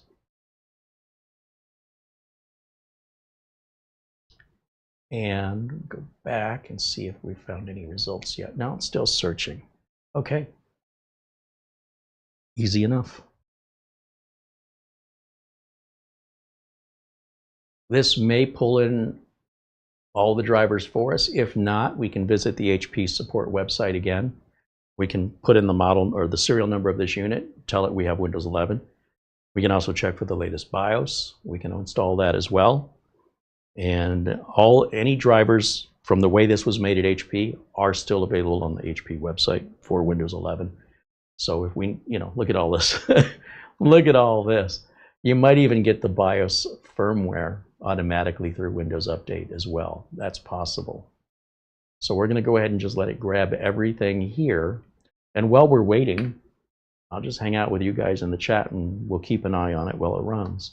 But at this point, we just kind of stay out of its way. David Graham, now a member for 24 months, he says, hey, another month older. Right on. Well, thanks for renewing, David, and thanks for being a member for 24 months now.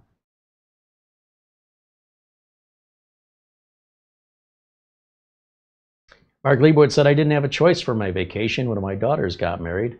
So we vacationed around the wedding and spent part of much needed time with the grandkids. Nice. Well, congratulations on the wedding. And I hope you had a wonderful time. Seems like a good excuse. I'll let you have it.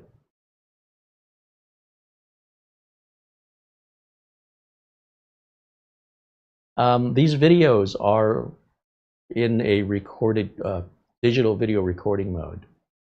There should be no reason to ask me to repeat myself when you can just drag your mouse back to freeze frame if necessary, as long as you'd like, and then catch back up with us.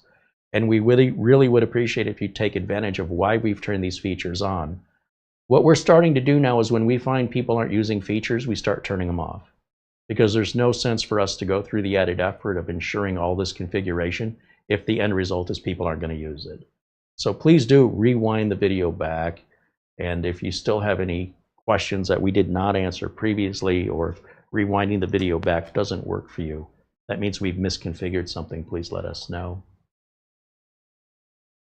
Let me turn off camera 1 for a second, because I'm going to step off screen for a minute and get a cold Gatorade. And it's a good time to rewind back. You're not missing anything at this point. Just you're waiting on Windows updates to install.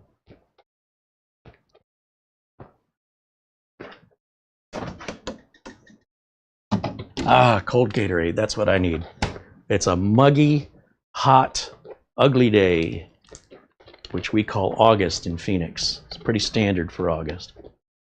We're almost done with August, and 3/4 of September will be the same. But at least it's moving towards the fall, which is a good direction.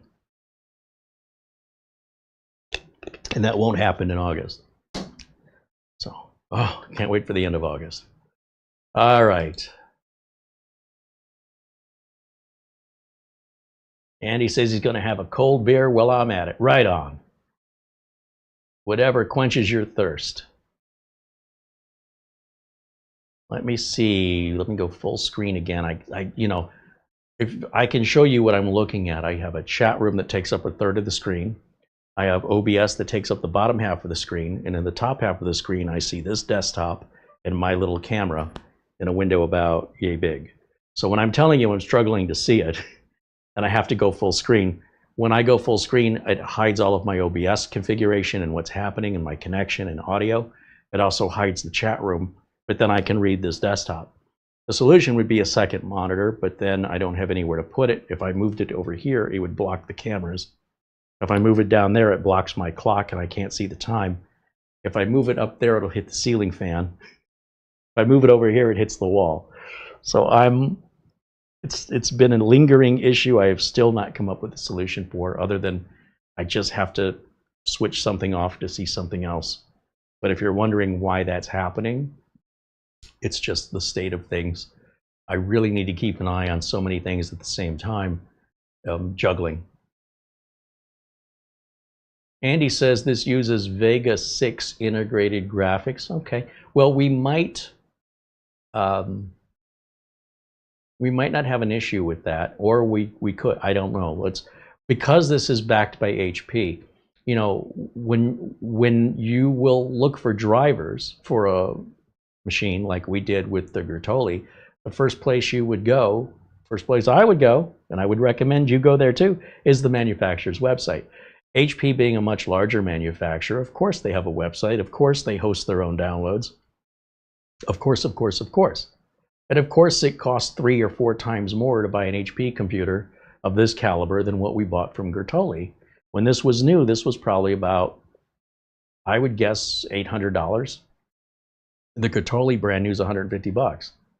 So you got to ask yourself, how's that possible? Well, quality of materials, overall overhead of the company and how many employees, as well as if the company's larger, they're probably buying in larger bulk quantities, meaning HP probably buys the parts cheaper than a smaller company.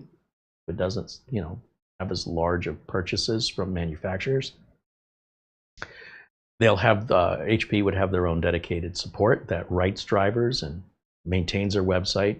Bertoli has no website, no driver support at all. So you get what you pay for. When it comes to finding the drivers on Gatorly, we've already solved that.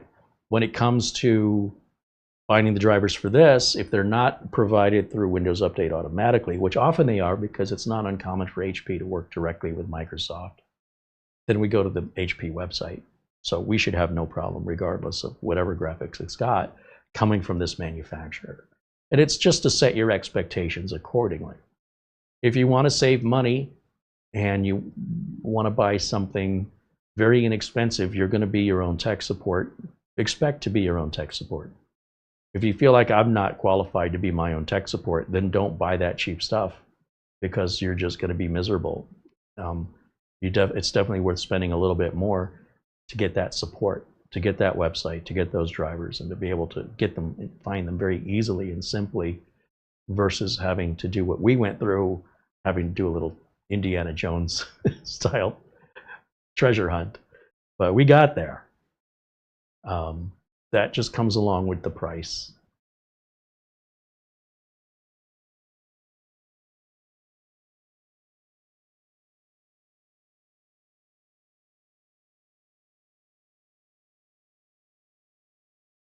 Dennis mentions virtual desktops. Well, the problem with virtual desktops is, once again, I'm only going to have one on the screen. That's really no different than what I'm doing now. If I have to keep flipping between desktops, I'm going to hide a desktop to see another one. And if they're side by side, then they're too small for me to see either one of them. That's just not going to work for me. I need to see information in a moment's notice while we're live. This isn't something I'm editing later. It's just a live video. So I need to see what's going on with our live connection, our internet connection, make sure my audio is going out, make sure I'm not losing frames, make sure I've got the right display on. I've got 4 different inputs. Sometimes I accidentally press a key, or sometimes I'm absent-minded and forget that you guys aren't watching what I'm doing because I haven't selected the right source. And the reason I'm not seeing it, and the reason why I'm so absent-minded, is I've gone full screen over to something else that I'm working on, and I can't see what's happening and what's going out. So it's very much plate spinning, and it's just, as far as I can tell, resolved through having multiple monitors. I just don't have any room for them.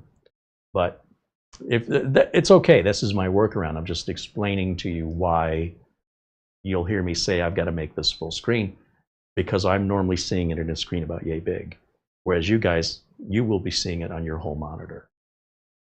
All right. So that's why that's not asking for a fix. I mean, if you know of one, that'd be great. But I don't think there's any other way other than to have another monitor. Otherwise, everything is either too small for me to read, or it's overridden. Something's laying on top of it to make it full screen so I can read it. David said you could put your tablet back up. It worked well. I was intending to, and thank you for the super chat, David. I still have the tablet sitting aside, and since we moved into Studio C, I'm using a different bench, and this bench is a bit smaller than what we were using. And by putting the tablet up, it's really taking up space that I really need for something else. And really the only thing the tablet helped me with was the chat room. So when balancing what's happening on the computer I'm working on and what's happening on the streamer, and then on top of that, what's happening in the chat room, there's actually 3 different screens I'm monitoring.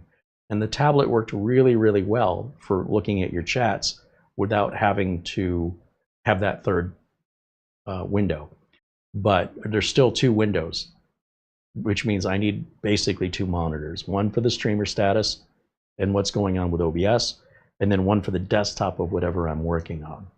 And that's why that's not a big deal. If I'm already switching between 1 and 2, switching between 1, 2, and 3 is super easy. I'm already doing it anyway. To set up the tablet is something that's got to be charged and maintained, and it only helps me in the chat and it takes up space on the desk that I'm already limited on. As you can see, we're using practically every inch available to us. And every night between videos, I have to clear it out and set it up for the next thing. And we're just making do. But ideally, you know, I would love to have 2 monitors. Then if that chat room were an issue, then I would put the tablet up, but I would need a bigger desk. And then we're back to needing a bigger studio again. So I don't see an easy solution to it. But again, just to explain, when you hear me explaining it, you know, I got to go full screen. From what I'm looking at is very different from what you're looking at unless I go full screen. So Dennis says, yeah, 6 monitors might do it. Yeah, I think 6 would be a bit much, but definitely 3.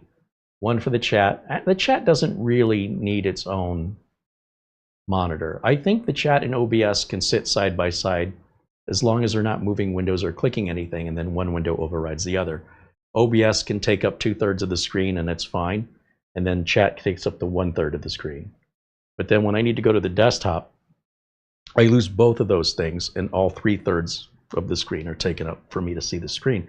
And when this is in 4K, it's even hard for me to read it full screen until I can bring it to 1080. You can see I get by, but it's definitely more focus and concentration to figure out what that's saying when the font is super teeny tiny, even at full screen. But once we get the updates installed, I'm hoping that when we reboot, I can at least get it back to 1920 by 1080.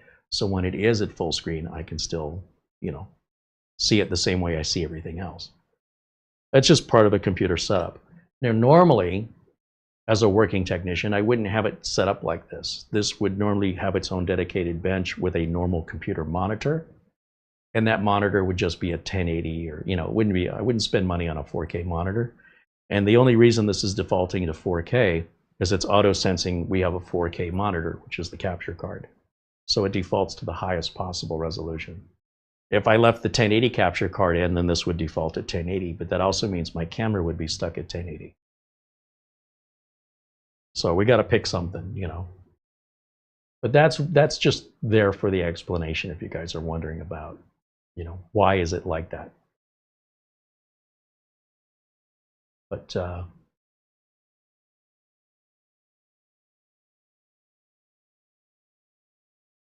GNS867 says HP has a tool called HP IA, which will detect the model and install all the drivers. Well, we might have to check that out. I've never heard of it, so that'll be something new for me. Marsman said, have you heard from Kickstarter on the Comet Pro KVM? Yes, they started that yesterday. They kicked off their Kickstarter, but at much higher prices than they said it was going to cost. So the Jet KVM was what, $79? And the Nano KVM was like $65, $68. And the Comet, the original Comet, is I think $79 as a pre-order, and then went to $89. Now you can buy it on Amazon. And so the Comet Pro, I think they were promoting at $109. And I said, oh, great, let me know. And some people even put $1 in to reserve a spot. And on their Discord, there's some pissed off people because they said, you know, I paid my $1 and I'm ready to pay my $109. And now it's $135 plus $15 shipping to the United States, which is subject to change given the tariffs are still not settled in. And if you paid the $1 and you're upset about that, I think they're going to issue a coupon or something for those people to reach out. They're going to have the Kickstarter for 60 days.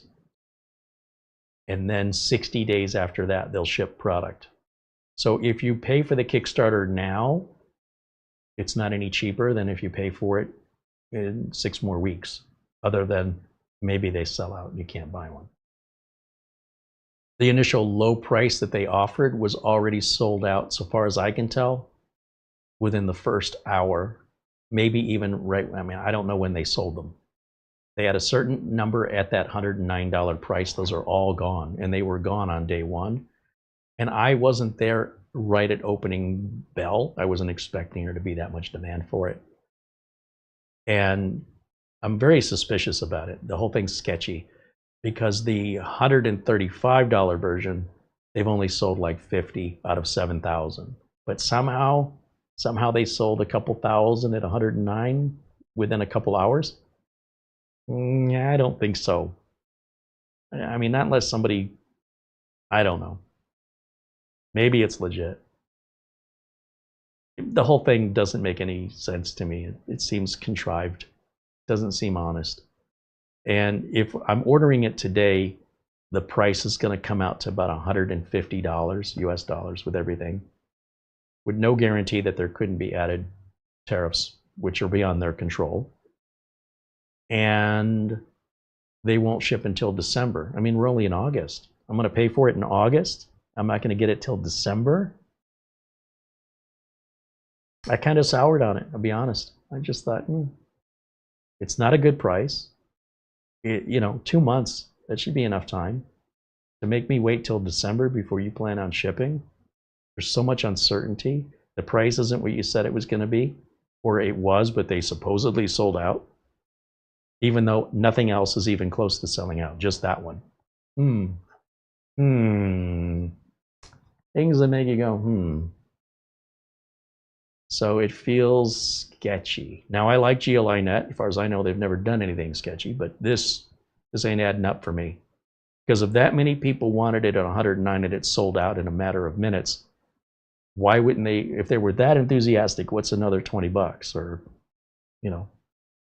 25 bucks? And then the additional 15 is the shipping. So even at 109, you'd still be paying 125 if you're in the United States. So I've soured on it. I might change my mind. I've got 2 months to think about it. They're not shipping anything until December. So in the meantime, I'll have the Nano KVM Pro. Should arrive within a matter of weeks. And that might just do everything the GLInet will do for $40 cheaper. Why would I want the Comet Pro if it's going to cost more and take longer for me to get it?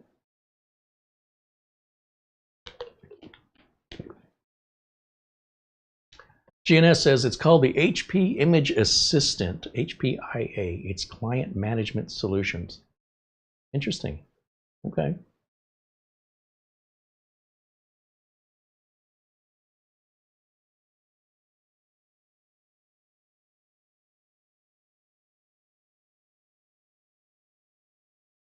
So with these updates installing, we'll check the device manager again and we'll see what's missing. And we'll check Windows Update one more time just to see if there's anything listed under the drivers section as well. This likely already has a license code for Windows 11 Pro or Windows 10 Pro. Either way, it should auto-activate for us. We can check that as well.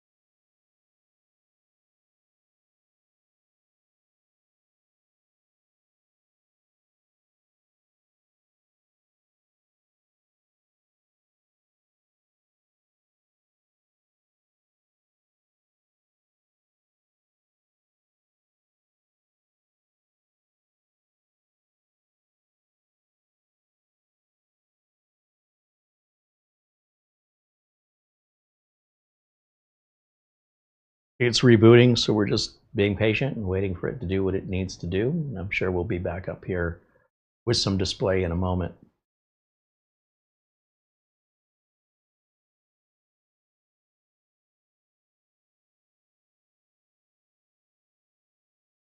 We're just about running at the 2-hour mark on the video. And as you can see, I've got some fun content for us to look at. Each one of these laptops may be a 2-hour show on its own, unless they're just so bad within 5 minutes we already know, in which case I have a backup plan to keep the show moving. There's also 2 additional machines. I've got a small form factor Lenovo to take a look at, and I also have a full-size, what looks like somebody built, maybe it was a gaming machine, and it's old. But I thought it might be fun to just take a poke at it and see if it'll turn on. I've no desire to want to fix it if it requires any money. But if there's, you know, simple little things and we can have it boot up and we can throw maybe even Windows 10 on it, that could have value to somebody that Emerald Computers could offer on their sales floor. I don't know yet because I don't know what processor's in it. I don't know what potential value that it has. But definitely have to look at it and make that determination. Now, even if I determine that it's not worth me fixing, Emerald might think differently. So at the end of the day, all this goes back to Emerald. But my goal is, in order for this to be motivating for me to do it and motivating for them to allow me to do it, there's got to be something in it for me, which is content. There's got to be something in it for them, which is doing some of their work for them. That, you know, if we can get things running, then all they have to do is check my work. And then they potentially put it right out on the floor without having to pay their own workers to go through it. And then anything that I'm not fixing, they can determine on their own, as they normally would if they want to work on it, or get their own opinion on what they establish as what their values are. So in either way, it shouldn't be hurting anything. It should help them. It should help me, give you guys some interesting content. And we're just trying this as an experiment to see if we both benefit from it. So, you know, I can't thank them enough for entertaining and humoring my idea here. So the machine's turned off and on a couple of times. It's been doing something even though we're not getting a signal. I just saw this, the fan spin back up here. And Mark Gaines with a £5 super chat says, Carey, I contacted Leon Lee on Monday about the 100% CPU usage problem. And today he received a firmware update and now the problem is fixed. Perfect. Perfect. Well, appreciate that update. So if we ever hear of anybody else saying that they're having the issue, we'd say, oh yeah, we know about that. And Leon Lee has a firmware update for that. Excellent. So the fan keeps, this machine is turning on and turning off. Now this is taking an extraordinary amount of time. What it's doing right now is not normal. We should, you know, once the Windows updates install, we should be getting some signal at some point. Now, if it's actually doing a firmware update right now and it's not displaying, see, it just displayed, it's possible. Ah, there it is. That's exactly, this is why you don't interrupt it. You want to leave everything alone. And this all comes in through Windows updates. And these BIOS updates are not a normal, common type of update. And the way they install is a bit different. And so the average user might freak out and start trying to fix it instead of leaving it alone and giving it enough time, because they don't realize they may be interrupting a BIOS update. Sometimes the BIOS update screens are not compatible with your monitor and they can't display the resolution, but it doesn't mean the machine's not working. So when I'm watching the fan turn off and turn back on again, or if you can hear it, it's working. Leave it alone.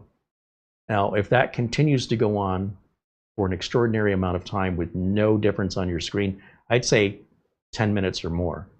Now, when you're an end user in this position, 90 seconds can feel like 10 minutes. Use a stopwatch or take a look at the clock and make a note of the time. It doesn't have to be exactly 10 minutes, but no less than 10 minutes. If you've not proceeded and there's no difference, then okay, time for user intervention. But if you provide that user intervention before it's done, you could cause the problem that you otherwise would never have had. And a BIOS bricking problem could mean having to send the unit back to the manufacturer for repair. So be very, very cautious. After doing Windows updates, if your machine's not booting up, of waiting no less than 10 minutes before you react. Don't attempt to interfere with it because you might just be breaking it. And this is a prime example of that live. You could see I was getting a little concerned that things weren't right. And then as I said it aloud and heard myself, I said, no, wait a minute. Wait a minute. It may be doing a BIOS update. And as those words left my mouth, I saw the HP logo just for a brief moment. I'm sure you saw it too. And then I knew, okay, it's doing something. Stay out of its way. Be patient. Normally, I wouldn't be sitting here in front of it watching grass grow. I would normally walk away, go do something else, and come back. It will wait forever for me, but oftentimes the users won't wait forever for their computers. And that's oftentimes the cause of problems, is users not leaving things alone. So I don't mind if users don't want to leave things alone. Just accept your consequences. It's your fault. You caused it. Good luck to you. But that's how we learn. Now, maybe you've learned, maybe you haven't. Maybe that was your intention. I don't know. I have to assume most people don't want it to break. Most people don't want to be the cause of it to break. And most people are going to be upset if it's broken. Under that assumption, this is my advice. All right, let's go full screen again over here so I can take a look in our device manager again.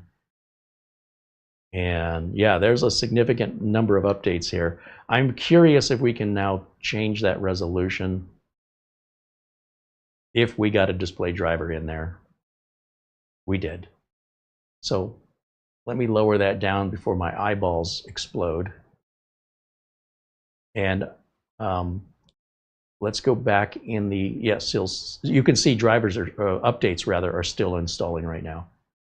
Let me go back to right click on the start menu, back to the device manager. Look at this. We just got everything automatically. And often like HP, Dell, Lenovo, they work directly with Microsoft specifically for this reason. And when you buy for lesser known manufacturers, you don't have the budgets to pay Microsoft to work. You know, Microsoft doesn't do this for free. You're going to be doing this on your own, and that's where you're saving the money, is you're not paying somebody else to do it. Now, if I look at our activation settings, let's see if we activated. See if Windows is activated, and it is. It's automatically activated. If we go back to our system information, I would change, I think this wallpaper is going to drive me crazy. So I'm going to go to personalize themes, and I'll just select the regular Windows 11 theme. It's just easier on my eyes. And, you know, you can see this like weird artifacting or these lines in the video. I am pretty sure that's the communication between the capture card, and that when hooked up directly to a monitor, you would not see this weird effect. So I'm not worried about that at all. We're going to go back to Windows Update just to see if there's any updates to our updates, and look also for any optional driver updates. All of these that say retry likely were installing duplicates while it was already installing.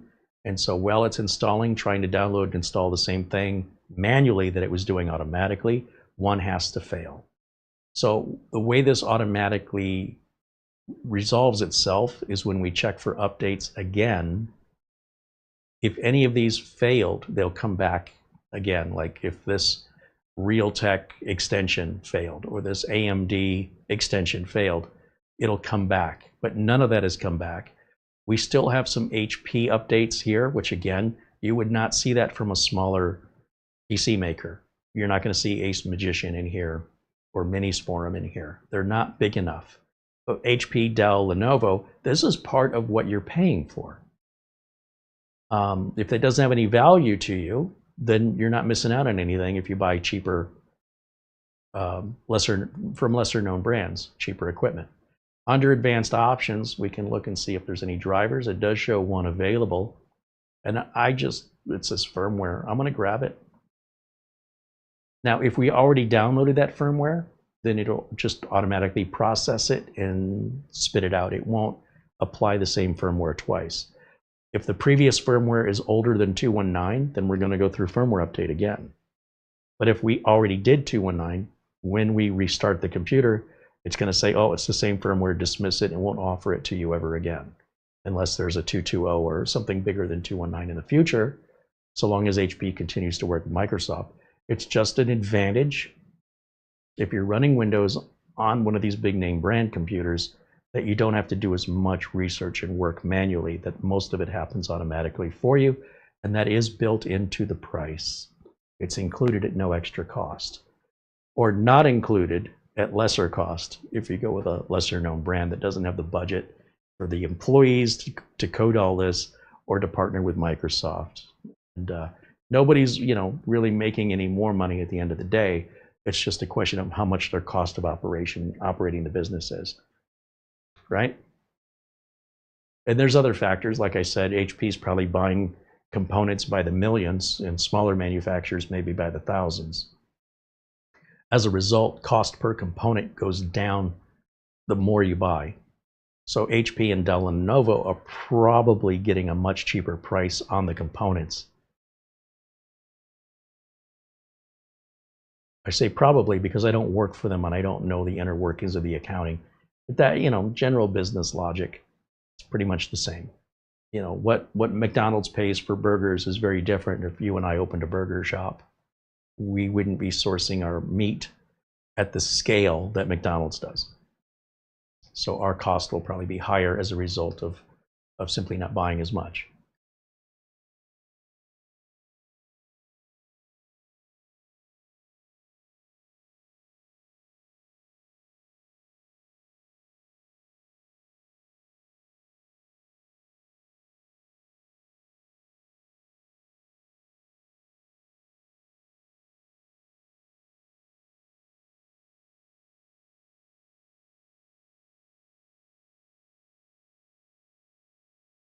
Doman 2000 said, I really should connect a switch to a real monitor for these situations.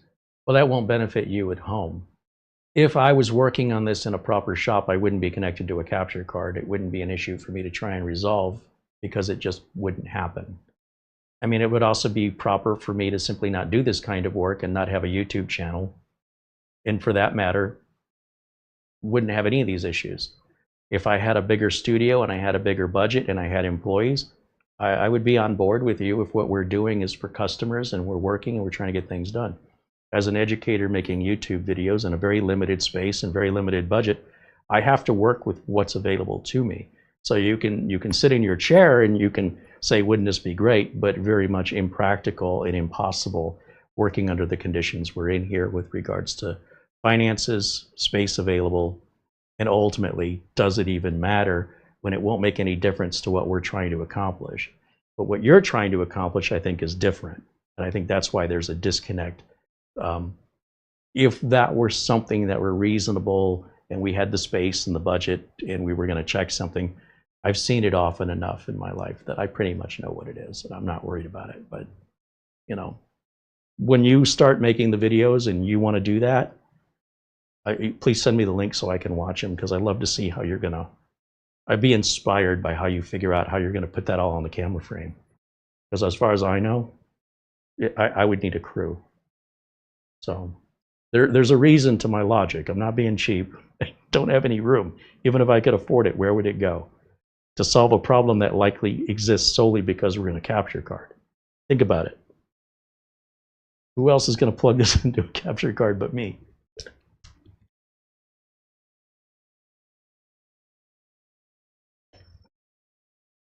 David Graham says, looks like that firmware update is actually updating. Yeah, it could be. It very well could be. I just glanced down and I see the fan is turned off. The fan just came on again. And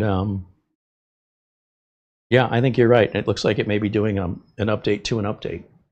It's taking a while. Andy says, that's not a bad little mini. Yeah, that's what I'm saying. Who knew?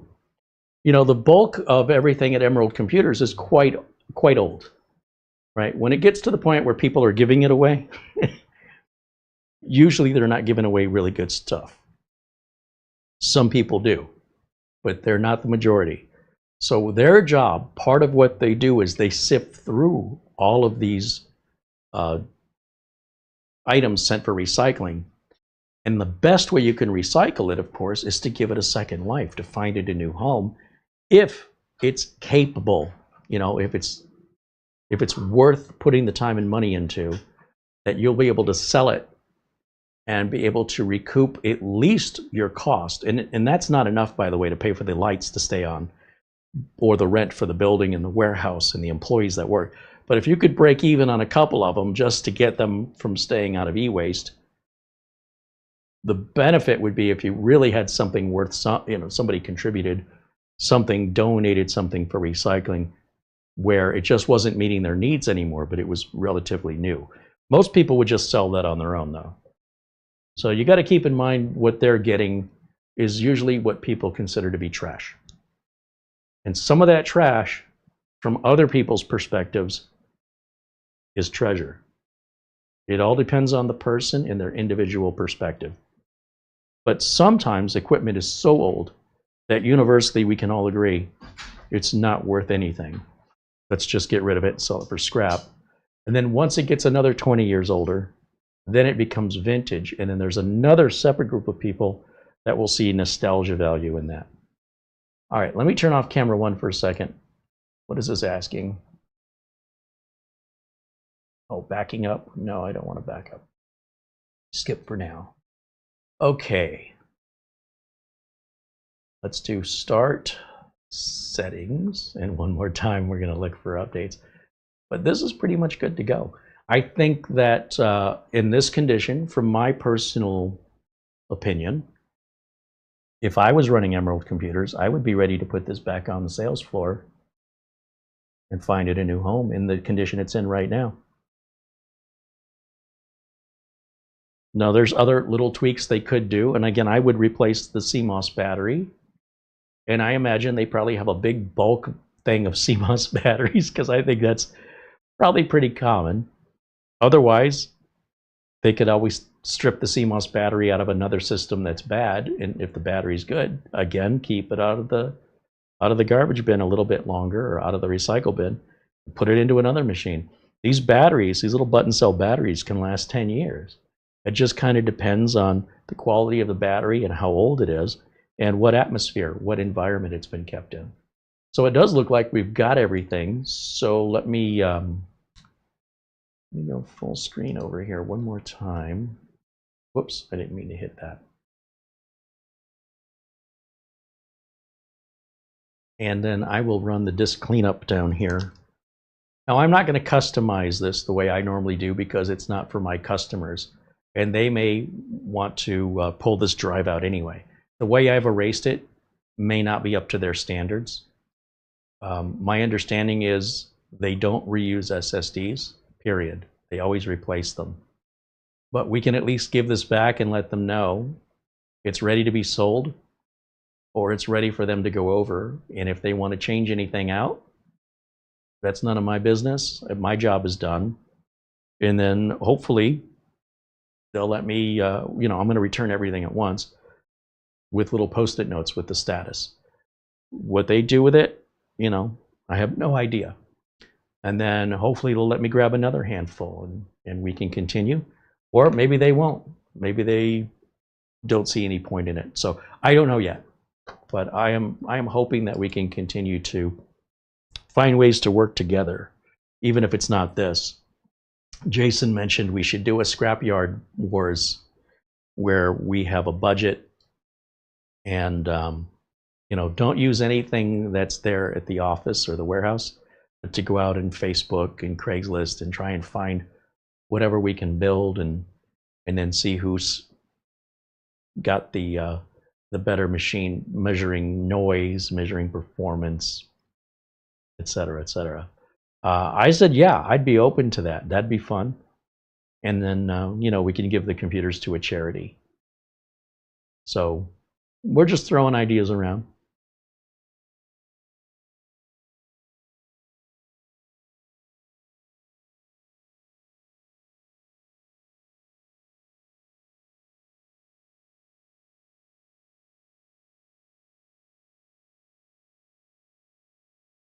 I mean, you can see, the machine's pretty responsive. It's dead quiet.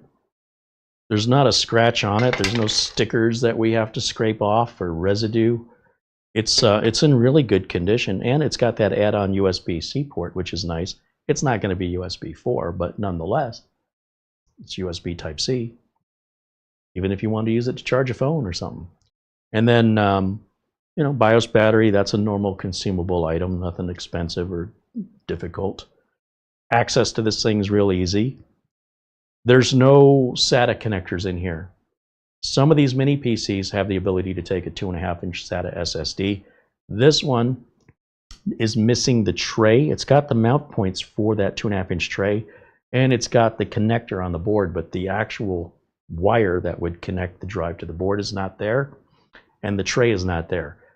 What started happening as 2.5-inch drives became less desirable is, in order to cut costs, they said, let's not include the cable and let's not include that tray. It's costing money. And when you're building 100 or 250,000 of these, that quarter of a penny or whatever it takes in the warehouse to assemble it, or even the parts cost, adds up to thousands of dollars of difference. And then what they'll do instead of redesigning the board, they'll simply sell that as an optional accessory. So if you went to HP and you said, I have this model, there'll be a number of accessories like the USB Type-C adapter that we put in, or it's an add-in card that can be probably a number of different things. It could be another HDMI port. You can customize that. And then you can also pay for the 2.5-inch drive tray and cable sold separately. And that way, not everybody's buying them who isn't using them. And if somebody needs it, they can pay for it. I'm on board with that. That makes perfect sense to me. But just to let you know, it looks like that drive cleanup finally did finish, and we'll restart one more time. Oh, one more time in the device manager first. Let me just take a quick look-see. Make sure everything looks happy. Oh yeah, everything's good. So Wi-Fi drivers, Bluetooth drivers, chipset drivers, graphics card drivers, it's all there. When we look under our display adapter, we see AMD Radeon graphics. Perfect. It's exactly what it's supposed to say. All right, so let's restart. And like I said, I'm not going to remove anything. I'm going to leave it all pure so that when I return it over to Emerald, they have less to inspect. They can familiarize themselves very quickly with what I've done, and then they can determine any modifications, if needed, that they want to make. But from my perspective, I think it's ready to go right now to a customer. So if I was in charge at Emerald, this would go on the shelf today. How you'd price it, I can't say. I don't know. If you see anything on here that you want to buy, I'm sure Emerald would be happy to sell it to you, but you need to call them and talk to them. And you need to call during normal business hours. And I would ask to speak with Jason, the owner. Say, look, I was watching CareyHolzman's video. He had that HP ProLiant server where he's got this HP, whatever this model is. Would you be willing to sell it to me? How much would you want for it? He'd be happy to talk to you. And then, of course, you'll have to cover the shipping unless you're local and you want to come pick it up. And you can save some money. But all of this stuff will either be for sale or it's going to a recycle bin. Recycle bin. A scrap collector that will strip the circuit boards for the gold, recycle the metal, anything that's metal, it goes to scrap.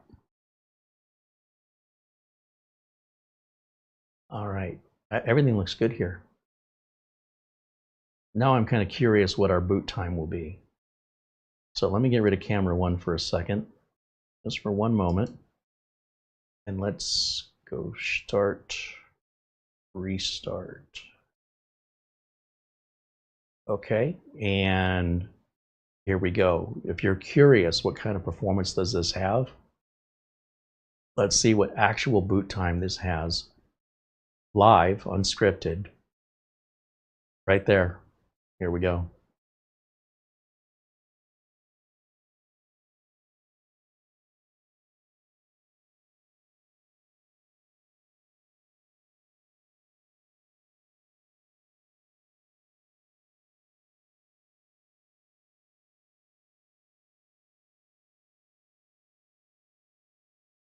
Yeah, I mean, we were pretty much up.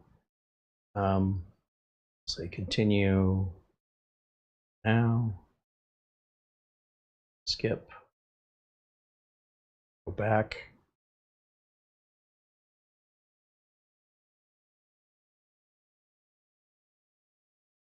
Darn it, I can't see, the screen's too small. I can't remember which one of these buttons I press. Oh, skip for now. There it is. There we go. That makes sure that it won't keep popping up every time. And I mean, it was essentially at the desktop. I guess I'm going to run it one more time just to be sure. Restart.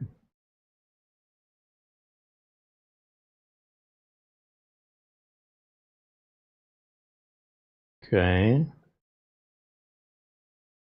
Should be cycling. Then starting again. Should give us a post. There it is.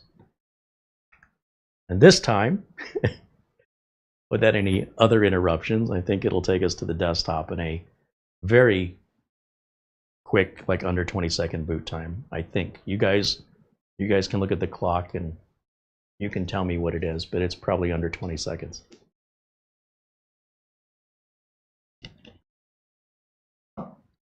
Okay. With that, I think it's going to complete today's video, unless you have any questions for me. I mean, that's the best you can hope for, is that somebody has turned in something so viable, still has so much life left in it, and it's just going to save somebody a lot of money, and they're not really sacrificing anything. I mean, if you're looking for a high-performance computer, I don't know why you'd be looking at recycled old equipment that's been donated. I would be looking to buy stuff if I was that demanding.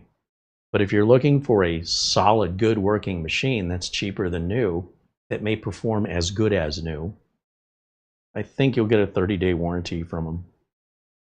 But likely you would never need it. This cover can go back on.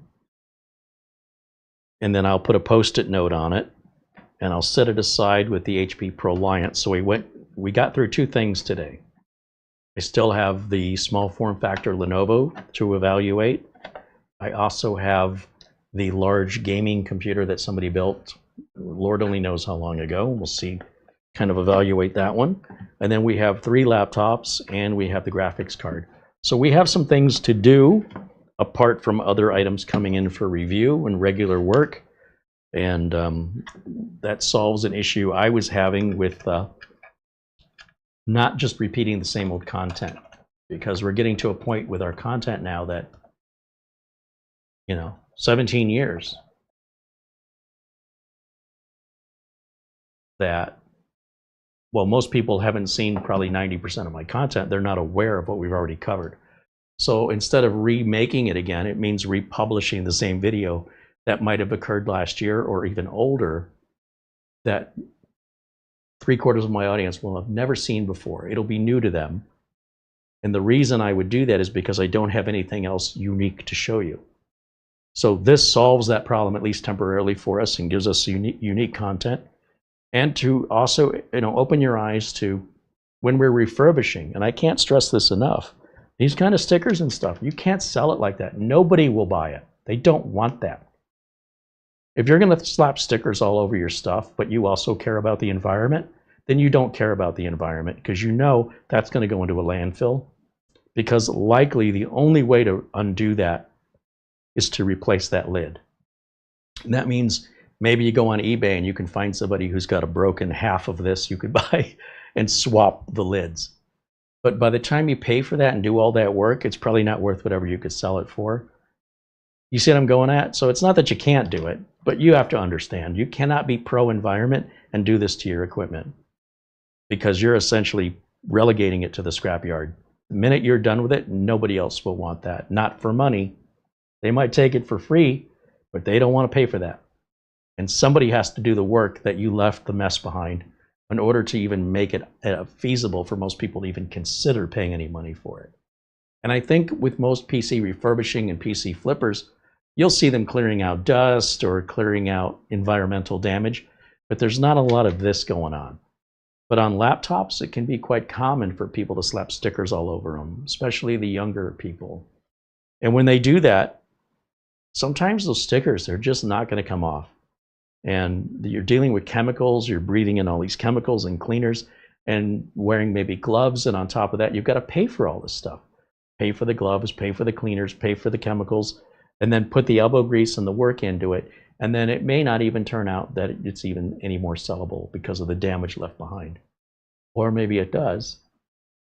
But for what you spent in time and labor to get the cleaning materials, you could have maybe just bought a new lid off eBay or something. If you have a number of the same laptop, so say for example, you're a Toshiba specialist and you've been working on nothing but Toshiba laptops, it costs you really just a few minutes of your time to say, well, do I have a non-working Toshiba laptop I can use for donor parts? I've already got it. That's why I keep it. I just have to find it.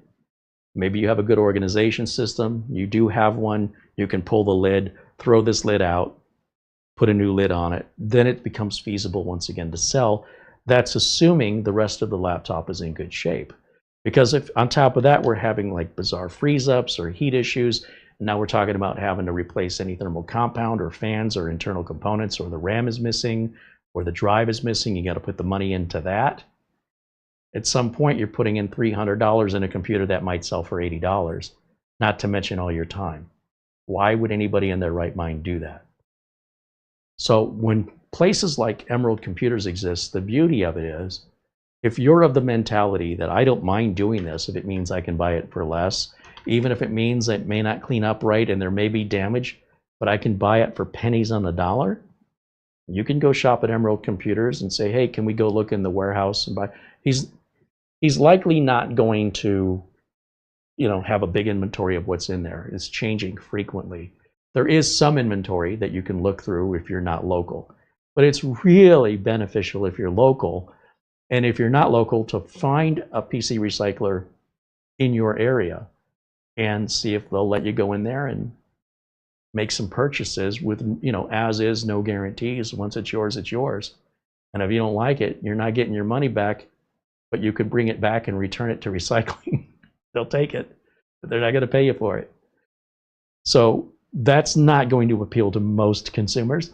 But I know my audience, and I know some of you out there are thinking, man, that sounds like a lot of fun, a fun little adventure. And it is a thing, for sure. In fact, while I was there, there was a father and son in the warehouse looking for really old vintage stuff they wanted. They weren't interested in anything usable. They wanted stuff like from the 1980s and 1990s. That's all they were interested in. I have no idea why. And, he couldn't tell them. Jason couldn't say if he had anything or not. There's the warehouse. It's like a junkyard. If you've ever been to a car junkyard, there's the yard. You need something, go pull it yourself, bring it up to the counter and pay for it. It's kind of like that, but for computers. Pretty damn cool.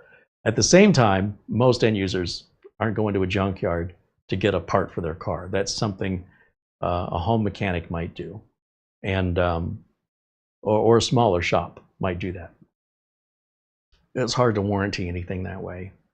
But sometimes you don't have a choice if a part's not made anymore and you don't have the ability to machine or 3D print the part yourself, then your next best thing is to find a car in a wreck and that the part you need wasn't the part of the car that was damaged. And hence junkyards exist. And, look, junkyards can get pretty busy. There's a lot of car enthusiasts compared to computer enthusiasts. But I just want you to be aware that does exist, and there may be one in your local area. Might be worth looking into. Or if you're in Phoenix or visiting Phoenix, it might be worth stopping in. Their inventory is constantly changing daily. You can also visit their website.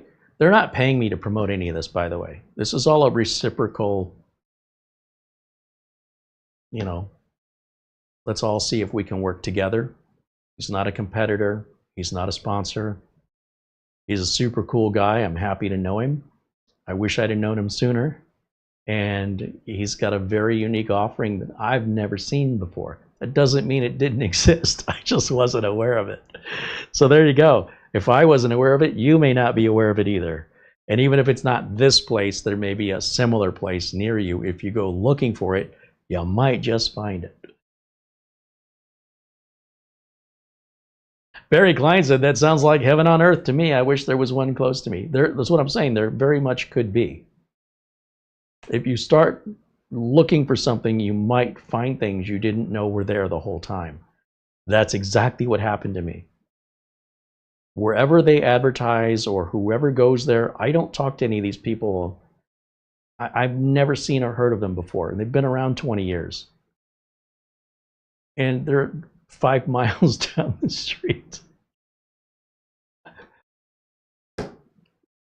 You could be in the same position and you just don't know it. I don't know. Maybe. All these used computers, they exist all over the United States. So there is a demand for where these computers are going to go. You got to figure out, where are people taking recycled computers? And I'm not talking Goodwill. I'm talking about companies. When a company has a pallet load of machines they need to get rid of, where do they send them? And that's going to be your key to locating the place in your area. Because I guarantee it's highly unlikely they're sending them out of state. The cost to transport that much weight of goods that have no value does not make any sense.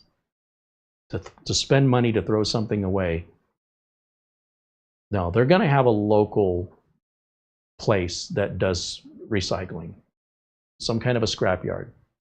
And these scrapyards, they vary. Just as I mentioned, there's aluminum can recycling, and there's car junkyards. No matter where you live in the United States, there's a car junkyard close to you. I guarantee it. Within range. I mean, maybe not New York City, but I'm sure a few miles outside of New York City, there's probably a lot of junkyards. I don't think you have to drive to New Jersey or very far.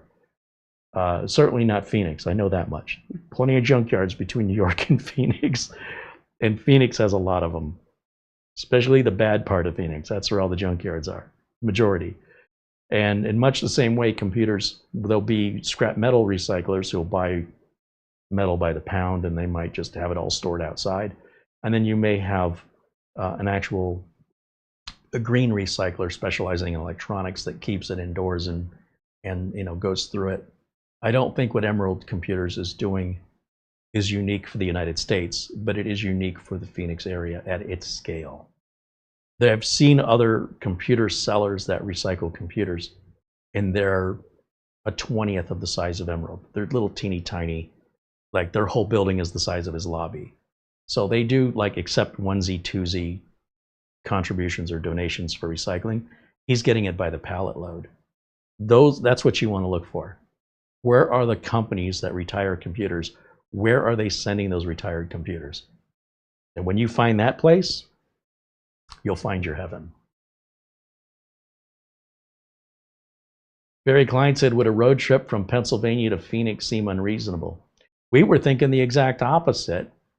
Todd Tuckey over at TNT Amusements is in Pennsylvania, and we'd really like to go see his warehouse of classic arcade and pinball machines. But from Phoenix to Pennsylvania, would it be worth it? Don't know. I also learned that there's a pinball museum on the Las Vegas Strip that has over 1,000 working pinball machines that still take 1/4 to play. The prices haven't gone up. They don't take tokens, they take quarters. They play the same and cost the same exactly as they did in the 1970s. And they have over 1,000, and entry is free and parking is free. Now, I've been to Vegas, I don't know, 24 times.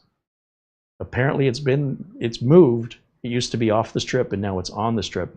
I didn't even know it existed. So all these times I've been going to Vegas, it's been under my nose the whole time. No idea. It never occurred to me to look for a pinball place. Never even thought to look. So you might be surprised what's close by when you look, especially a place like Pennsylvania, which has a lot of industry. There's a lot of recycling going on in Pennsylvania. Big place.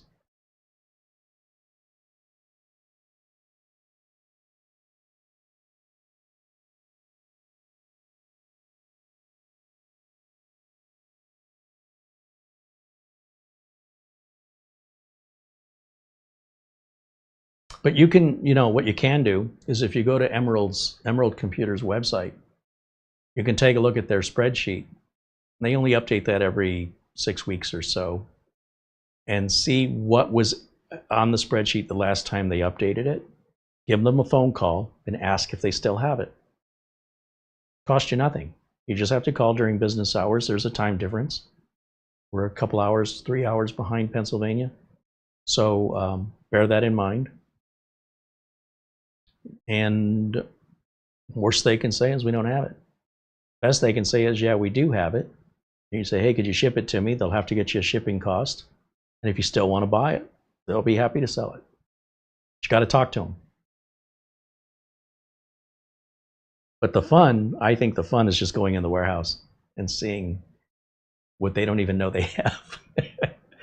From network servers and switches to high-end enterprise equipment and Mac and Apple products and monitors and computers galore, from mini PCs to laptops, desktops of all makes and models and ages, even empty towers that have been stripped of everything but it look like brand new, even if you're just looking for a tower. They have some pretty nice looking, doesn't even look like they've been touched, towers. Because we were looking at a couple, said, oh, this might make a good video. And I pull a tower out and I look through the glass and it's completely empty. I mean, it doesn't even look like it. If it had any parts in it, you can't tell. It's not scratched or anything. I said, okay, well, I can't really do anything with this. So I said, now if we have a computer that's in a crappy looking tower and we want to take the parts about it and move it in this one, I can make a video out of that. But everything is so old. For the most part, the motherboards and such are 10 plus years old. And that case looked like it was pretty modern, like certainly within the last 5 years. And it looked in perfect shape. So I think it might have just been something extra that was never used. So even just getting individual components, power supplies, cables, they have all that stuff in abundance.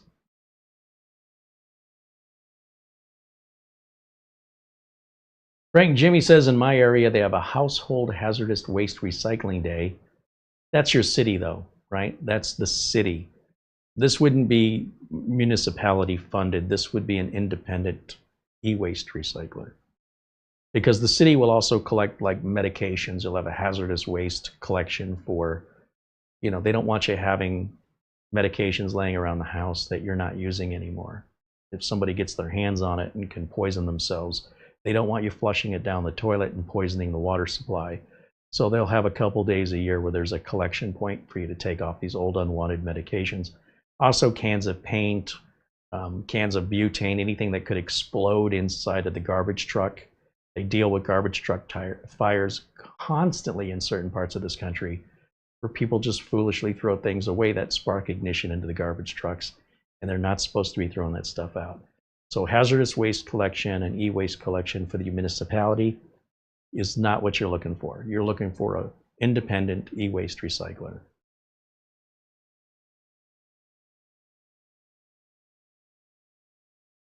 Now, if it's one of those collections where they say, take the stuff you want to get rid of, if it's electronic waste, and say your municipality does that twice a year, I'll bet you there are people that drive around your neighborhood looking at what people have put out at the curb to see if there's anything they can take before the municipality collects it. And, you know, they might be looking at recycle value, or they could be looking at stuff hey, this is a perfectly good lamp. I need a lamp. We see that all the time in Phoenix. I call the people that do that Jawas. I go, oh, look, there goes the Jawas.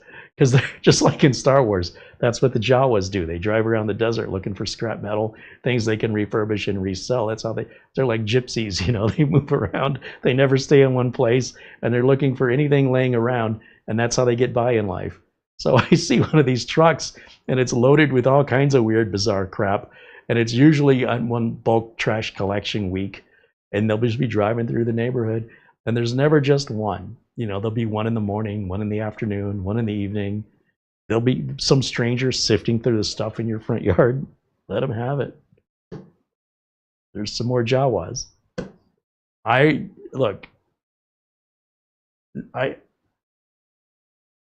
can certainly see why somebody would do that.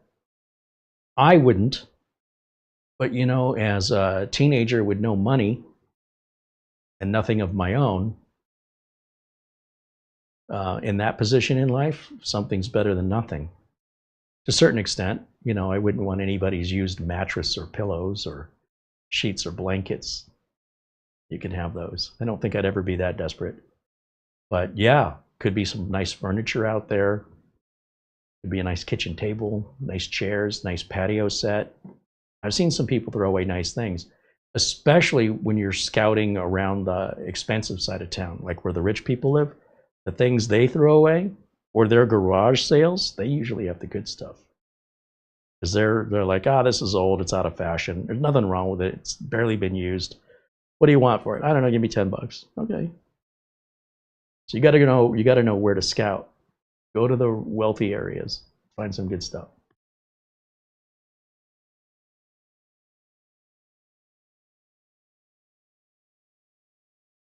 I am personally fascinated with old lighters. I don't know why, but I don't smoke, but they have these really cool light, like Ronson made some damn cool lighters in the 1930s.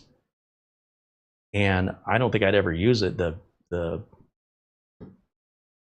fuel for it would just evaporate. The lighter fluid in these old lighters that's soaked up by cotton, like a Zippo, it'll just evaporate in 30 days. You have to keep refilling it. What's the point if I'm not using it? But there's some really cool,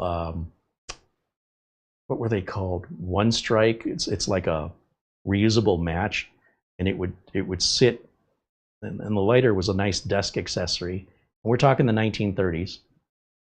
And you would take the little metal matchstick that has a wick on the end of it like a candle, and you push it into a hole that hits an igniter and it lights the metal matchstick. You use that to light your cigarette, and you stick it back into the holder, which snuffs it out. That's damn cool. I think it's called a One Touch or a One Strike, and Ronson did a whole series of these in the 1930s. I don't know where I would put it. There's something about that I find really appealing. And if you look on eBay for these classic lighters, they are often $1,000 or more. Especially like the lighter that's on the Humphrey Bogart's desk in the movie The Maltese Falcon. Right in the beginning of the movie, there's a lighter with a clock on the front of it. You can't find that for under $1,000 in working condition on eBay. And they made thousands of them. There's no shortage of them. Well, let me rephrase. There's not as many as they made, but they made a lot of them. And it's not unusual to find them for sale at auction places. But because of its provenance, even though it's not the one used in the movie, it's the same make and model and color, more people want it. Therefore, the price goes up. I don't think it's a very attractive lighter. I don't like the clock. But they have some Art Deco styles of very similar era. And what do I do with it? Nothing. It serves no purpose. It's a decoration. It's got to work, though. It's got to be functional. Even if I don't put fuel in it, I need to know if I put fuel in it, it's going to light. It's got to have a purpose.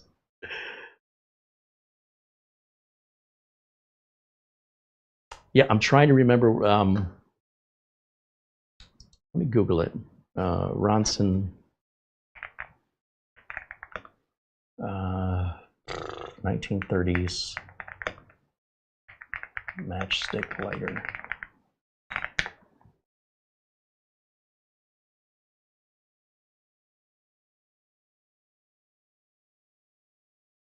Touch tip. They're called touch tip.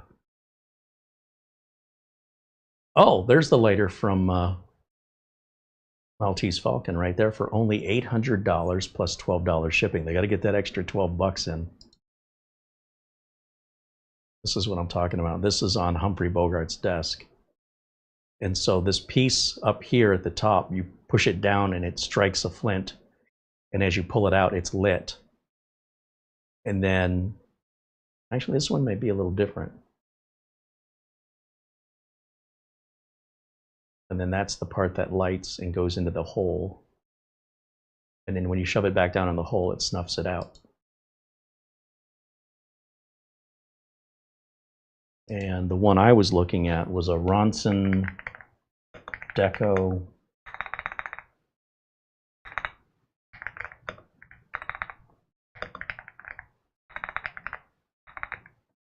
touch tip.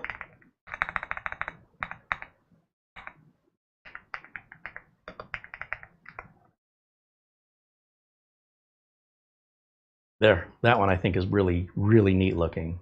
Very modern. They're not cheap.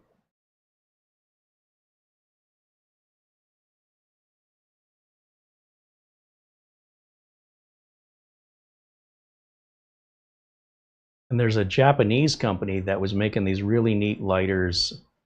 They're butane though, whereas these are just regular lighter fuel. What was the name of that company? Japanese. I don't think they were ever sold in America. I'll type in Japanese spaceship lighter, which looks like it comes out of the 1950s. And I guess they made these in the 1970s. But it's got that 1950s futuristic look to it. And I'm not sure I can even find it here. But there's so many lighters to pick from. There's one that looks like a camera. This one looks like a boat. I can't think of the name. It's a big lighter manufacturer in Japan, and it's foreign to me because they weren't big here in the United States. But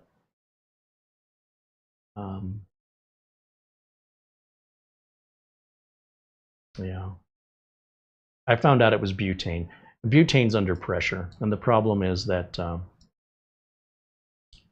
rubber seals will leak if you don't use it.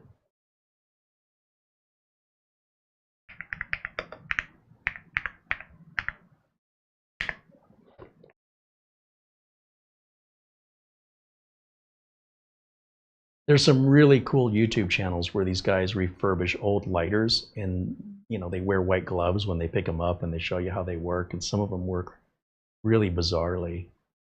Very, very much, many of them are impractical, but yeah, I can't find that spaceship lighter. But anyway, it just turned me off that it was regular butane, but it looked much older than it was. I think it came out in the 70s. It looked like it was designed in the 50s. It had that 50s futuristic look to it, very unique and very different. But again, it would just be decoration for me. I wouldn't even use it. So don't need it, don't have room for it, certainly don't have the money for it. But we all have our hobbies and addictions to things that are more emotional than practical. For me, it's that nonsense. And he said he still has his Vietnam 101 airborne Zippo. Yeah, Zippos are very collectible.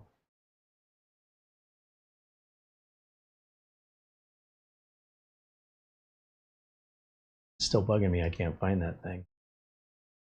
I want to give it one more shot before we say goodbye.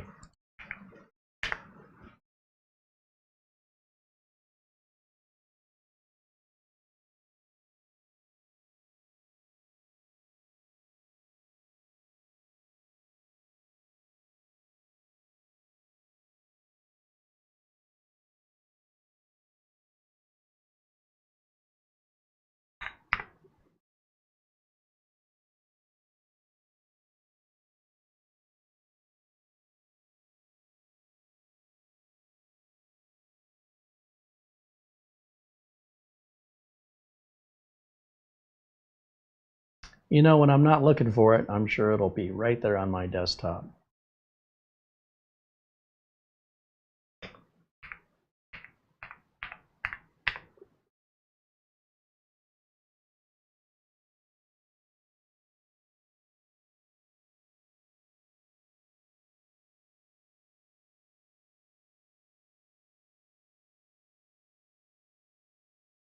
This one's pretty neat, but it's not what I'm looking for. This one over here.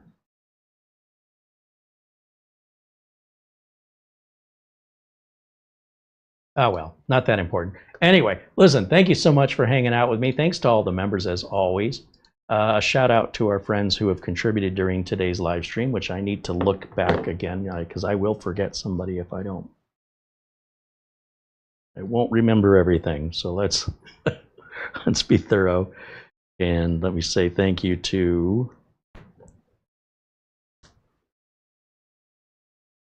$20 came in. from somebody named Martha. Sent $20. I've been a subscriber since 2019 and I appreciate you. Well, thank you very much. Also to Ben Laird and Mark Gaines, our friend Buster and Charlie Purdy. Thank you for your contributions. Thank you to all the members as always. And of course, if you ever want to reach out to us, you should know our email address. It's the best way to reach out is right over here. And you can share your build or share any stories you think might be of interest in this fun little world that we live in with computers and technology. We're always happy to hear from you guys. Also, a shout out and a thank you to Mara for all the work she does in putting together our thumbnails and video descriptions, and she's the one that goes through all the emails. You will get a response from us within 24 hours. Recently, we've had somebody who claims we're not responding to them, and we've responded to them 3 times. We might be going into their spam filter. So that's another thing I got to mention to you guys is before you assume we haven't responded to you, you better check your spam filters because you might find we've responded to you multiple times or made attempts. So do verify that before reaching out and saying that we didn't. And if you're also reaching out and not getting a response, make sure you didn't mistype the email address because maybe we're not getting your email. Isn't email fun? The scammers have made it so difficult now.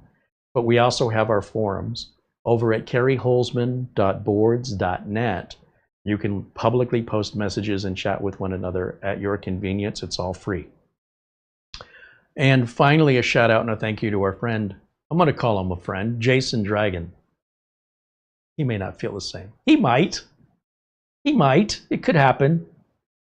For entertaining us and humoring us to allow us to pick through his treasure trove there and allow us to kind of explore this bizarre equipment and different conditions and give you some idea as to what's involved in refurbishing, from things like stickers and Bejeweled to relatively nice mini PCs to bizarre looking microservers that are new to me. And you know, for what I think may be junk, you might be watching and going, hey, that thing's, I want to have it.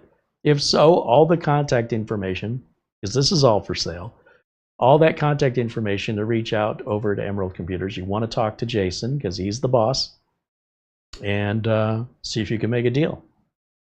And for everybody else hanging out with us and joining us, thank you so much for hanging out with us today. It's happy to have you there, and hopefully we'll have some more content ready for you tomorrow. Maybe we'll dig into some of these laptops. Maybe I'll do the graphics. I don't know. We'll figure it out. Should be live tomorrow at the usual 1 o'clock start time, and hope you'll be joining us then. Friday, we have a brand new Reaton mini PC. This is more of a higher end mini PC. We've been covering the budget. Let's cover at the higher, not the highest end, but we'll cover the higher end and see what you get for your money there. And that'll be Friday's video. And that's pretty much all I've got on the schedule for now.